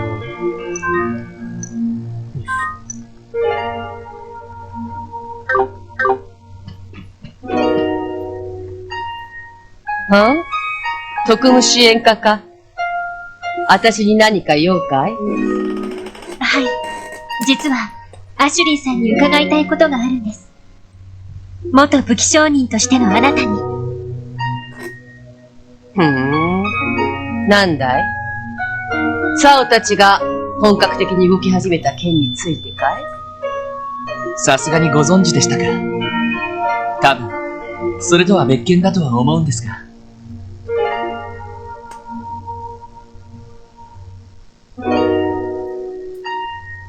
赤眼、赤毛の異常部か。心当たりはありませんか？裏社会に属する男なのは間違いなさそうですが。該当しそうな奴だったら何人か心当たりがある。だが、今この状況でクロスベルに来るとしたら。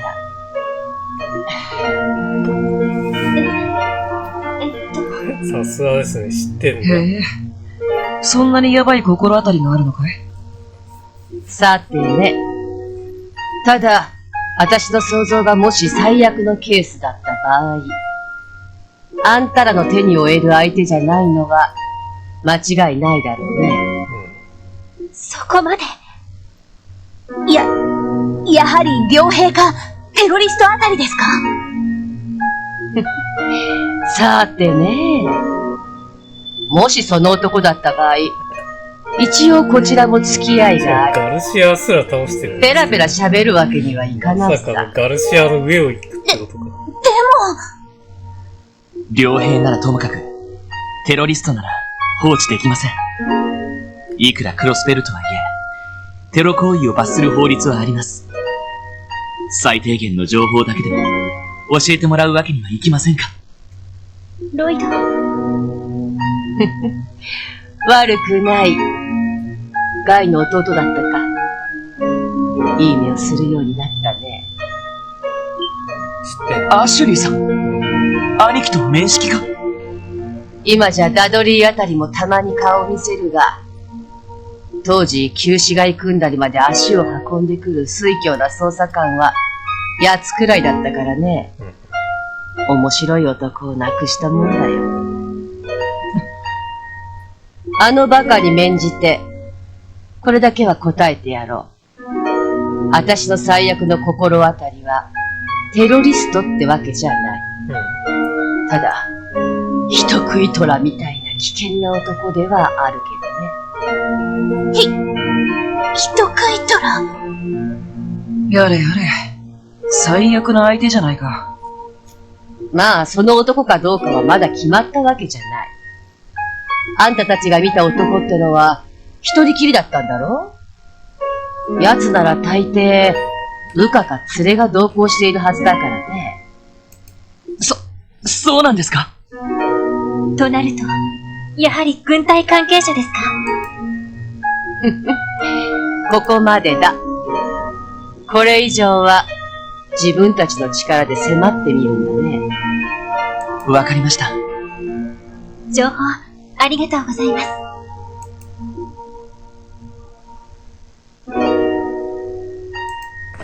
よし。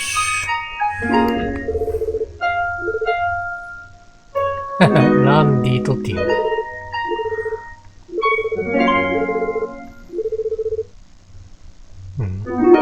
いや、詳しすぎる。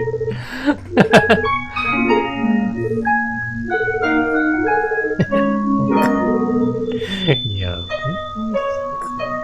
そんな情報屋でもそんな知ってんだよっていう話ですけど。出る登場人物みんな知ってんだもんね、いろいろ。見透かされまくってるね。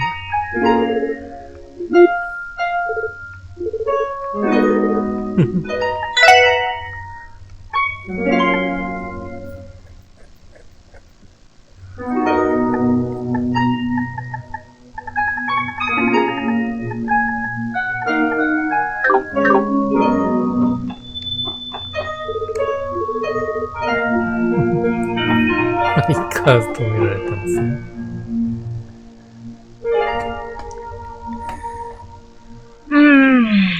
しとしと言ってんな。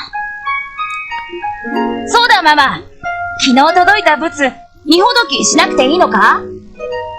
ああ、この天気だし急ぐことはないだろう。それよりジンゴ、あんた昨日町に出たとき、変な奴を見かけなかったか？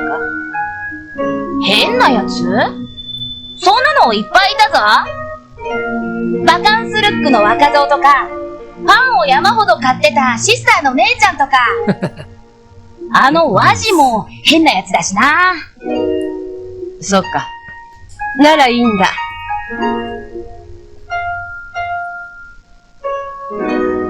まあ、気にしすぎか。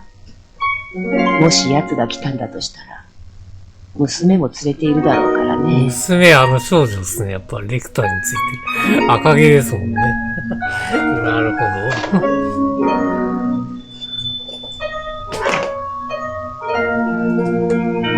交換やナインバリ。さすがの迫力でしたけど、はぐらかされてしまいましたね。まあ、ああいう業界には独自の仁義があるはずだから。あそこまで教えてくれただけでも感謝しましょう。そうだな。それにしても、人食い虎みたいな男か。テロリストでないとすると、傭兵の可能性が高そうだけど。まあ、傭兵の場合、一人ってのはちょっと不自然だけどね。そのあたりも含めて、課長さんに報告しておけば。ああ、そうしよう。傭兵関係なら、ランディが何か知っていそうだけど。まあいい。今は残っている支援要請を片付けよう。残ってる支援要請か。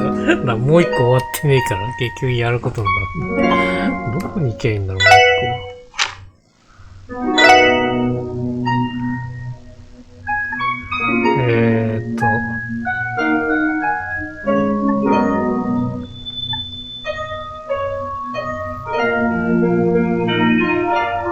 情報手段は OK ですね。よ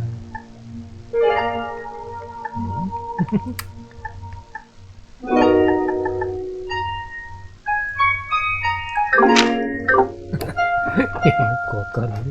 あれかな、アパートの方でいいんですかね。こちら。旧市街って言ってたよね。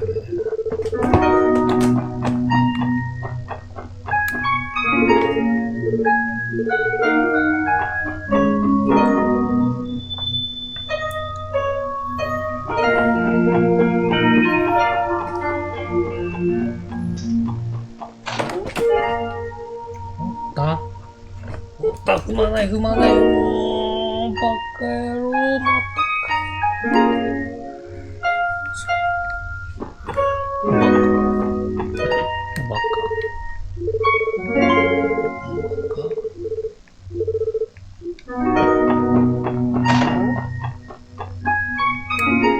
お、これか。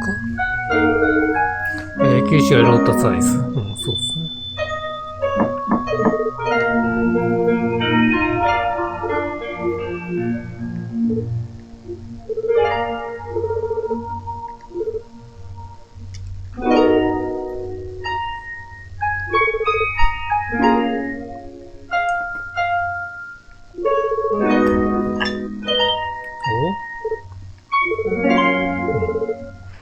イルスですね。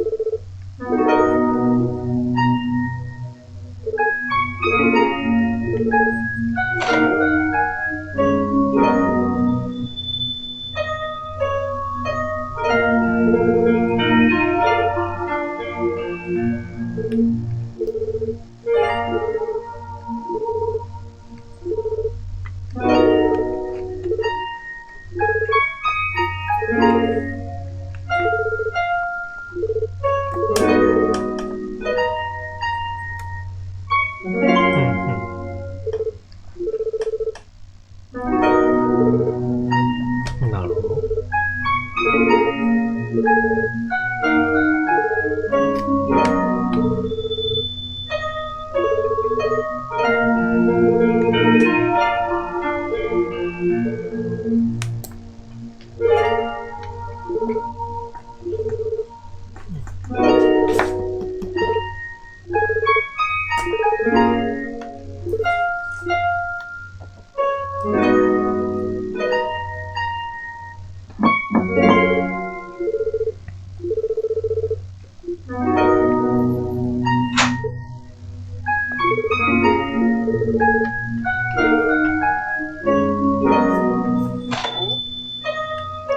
ボイスがついてるとそこまで重要じゃねえってことですかね。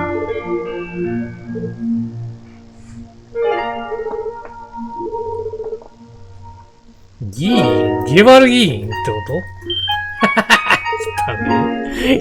来たなぁ、これ。ウルスラ病院にいたよね、そうだね。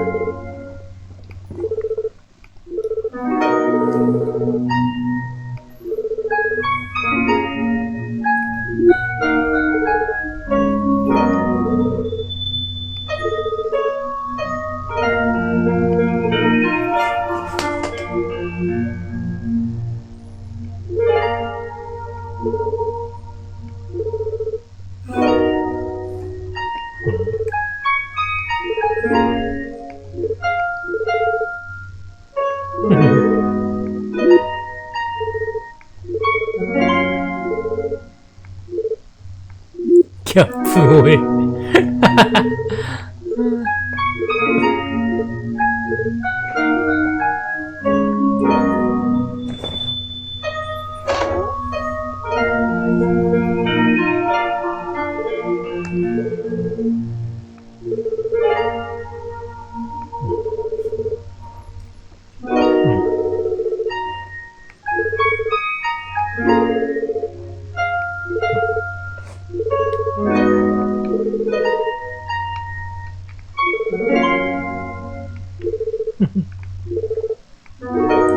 これもなんか前作のエピソードみたいな感じですね。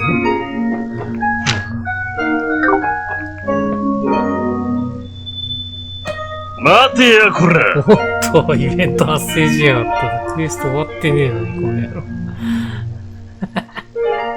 あ、バルドか。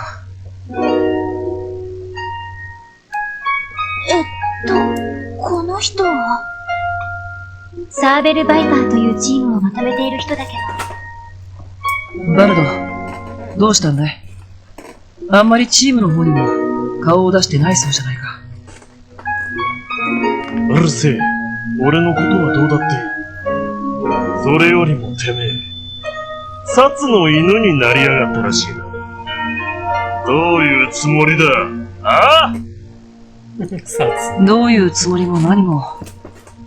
テスタメンツのみんなは納得してくれたし、他の誰にも迷惑はかけていないけど。てめえ、本気で言ってんのか？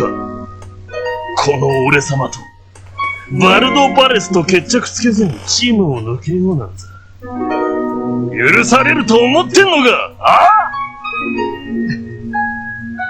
あ！バルド、待ってくれ！これには事情が。うっせえ！ガイアはすっ込んだろ！ワージ、てめえがどんな狙いで殺に入ったのかは知らねえ。だがな、まさか5体満足でここから抜けられるとは思ってねえだろうな。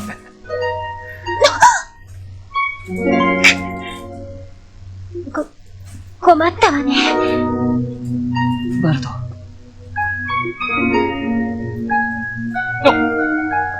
おい、ワジ！いいから任せて。ねえ、バルド。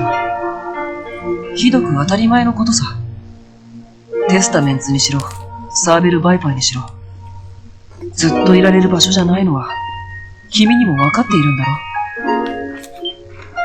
何？僕がテスタメンツを結成したのは、ここで好き勝手をしていた君たちへの抑止力になるためだ。だが、最初はひ弱だったテスタメンツのみんなも成長した。僕一人が抜けたって、君たちに対抗できるくらいにね。僕の役目はもう終わってるのさ。てめえ！そして、いつかきっと他のメンバーも、チームから巣立っていくはずだ。モラトリアムの季節を卒業して、自分だけの道を見つけていく。僕はそう信じている。ワジ君。君たちサーベル・バイパーも同じだ。乱暴者は多いけど、マフィアの誘いに乗らないだけの気概と根性を持っている。だからバルド、きっと君も道を見つけられるはずだ。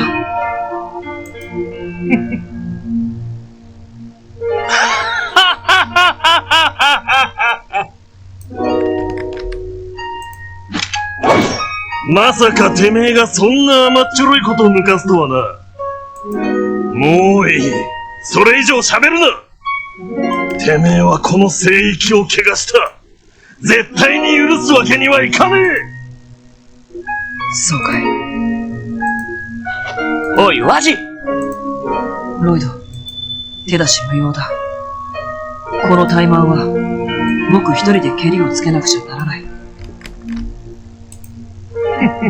そのくらいは分かってるみてえだな。徹底的に叩き潰して、地面に這いつくばらせてやる。そうすりゃてめえも少しは目が覚めるだろう。おしゃべりは終わりだ。ああ？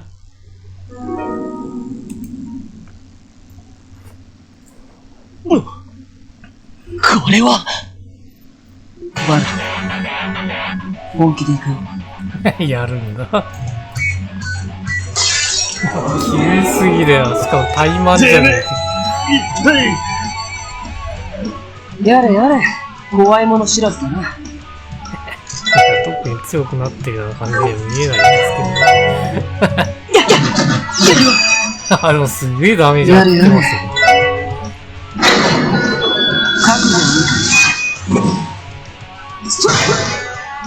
また一緒っすね。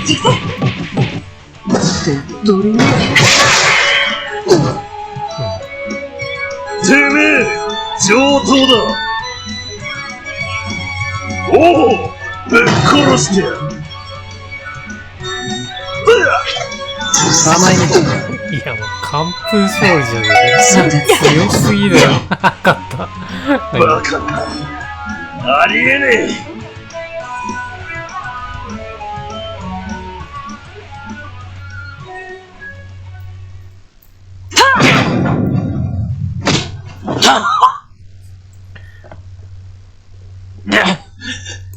てめえ、まさか今までずっと手を抜いて。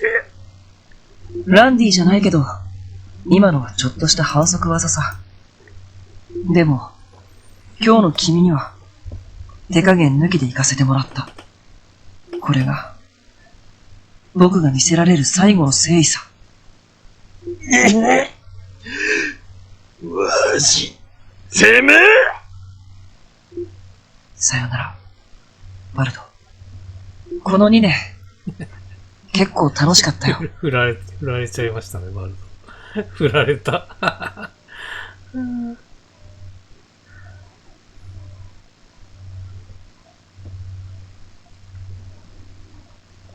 ふざけろ。絶対に認めねえぞ。てめえ一人抜けるなんて、認めてたまるかよ。わじ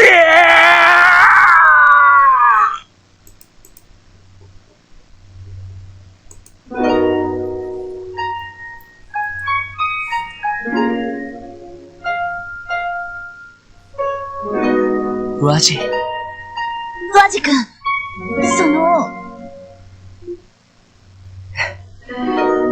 みっともないところを見せたね。ちょっと僕らしくもなく、熱くなっちゃったかな。いや、なんていうか、男なんてそんなもんだろ。男の子の気持ちはちょっとわからないけど、あなたが彼に誠意を持って向き合ったのは分かったわ。いつかきっと彼にも分かってもらえると思うよ。そうだといいけどね。時間を取らせた。残りの支援要請を片付けよう。大丈夫、もうねえから。あと終わってねえ。報告してねえよ。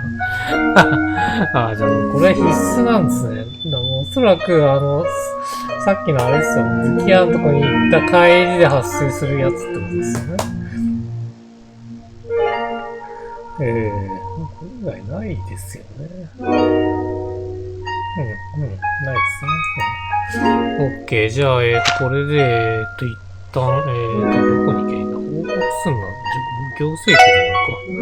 行政区ですね。旧市長。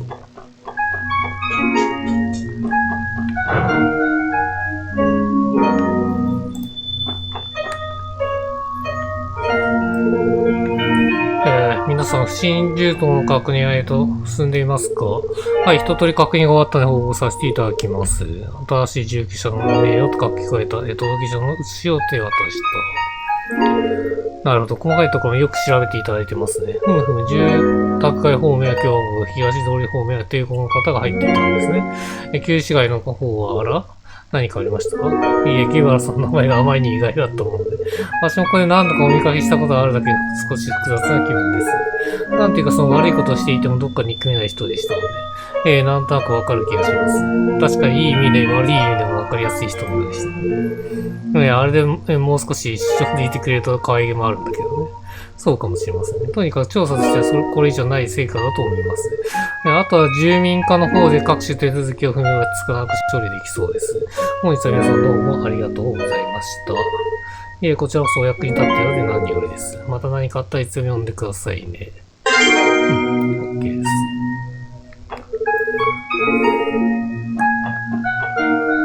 イベント発生する番ですかね。はい。特務支援課、ロイド・バニングスです。どうも、ロイドさん。フランだ。雨の中、ご苦労様です。ああ、フランか。どうしたんだ？緊急要請でも入ったか？それが、バイツのビクセン町長を覚えてらっしゃいますか？ああ、もちろん。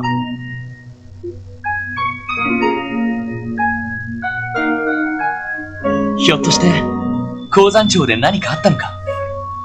それが鉱山に魔獣が現れたらしくって。もっと鉱山に行くのあれですか？町から少し離れた場所にある旧鉱山らしいんですけど。ああ、はいはい、これ新しいダンジョン。そんな場所なら、魔獣が現れてもおかしくはないと思うけど。はい。工員の方たちが被害に遭ったわけじゃなさそうです。ただ、内部がどうもおかしなことになっちゃっているみたいで、念のため調べてもらえないかということでした。おかしなこと？ちょっと要領を得ないな。わかった。市内の緊急要請は片付けたし、これからマインツに向かうよ。はい、お願いします。ついでにお伝えしますが、先ほどマインツ山道方面に手配魔獣の指定が出ました。余裕があったら対応してみてください。そうか、了解だ。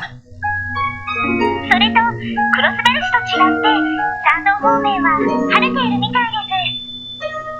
せっかくだから協力者で行ってみたらどうですか？そうなのか。わかった。ありがとう、フラン。何かあったらまた連絡してくれ。はい。それでは失礼します。フランからみたいですね。マインツ方面で何かあったみたいだけど。ああ、旧鉱山というところで妙なことが起きたらしい。市内の支援要請も片付けたし、準備ができたら行ってみよう。山道方面は晴れているそうだから、車で行ってもいいかもしれないな。了解、リーダー。もし車で鉱山町に行くなら、支援課の裏口に行きましょう。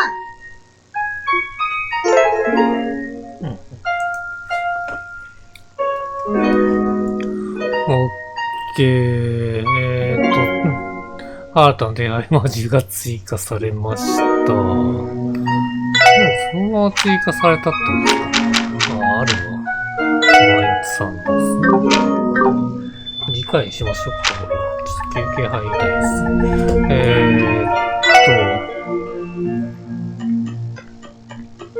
まあ、マインツさんの探索もしたですね、したいからね。それでは、こちら、報告をクロスベルキャスです。なんかバグってますね。さすが皆さんです。大変でしたね。さすが皆さんです。いいね。報告告は以上ですね。では、また依頼を達成したらよろしくお願いします。なんか遅いんですよ、セリフ。あ、で、追加されていると。OK。じゃあ今回はここまでにしたいと思います。次回はマインさんの、探索と、急鉱山ですね。はい。に行くってことですね。よろしくお願いします。それではご視聴ありがとうございました。バイバイ。ご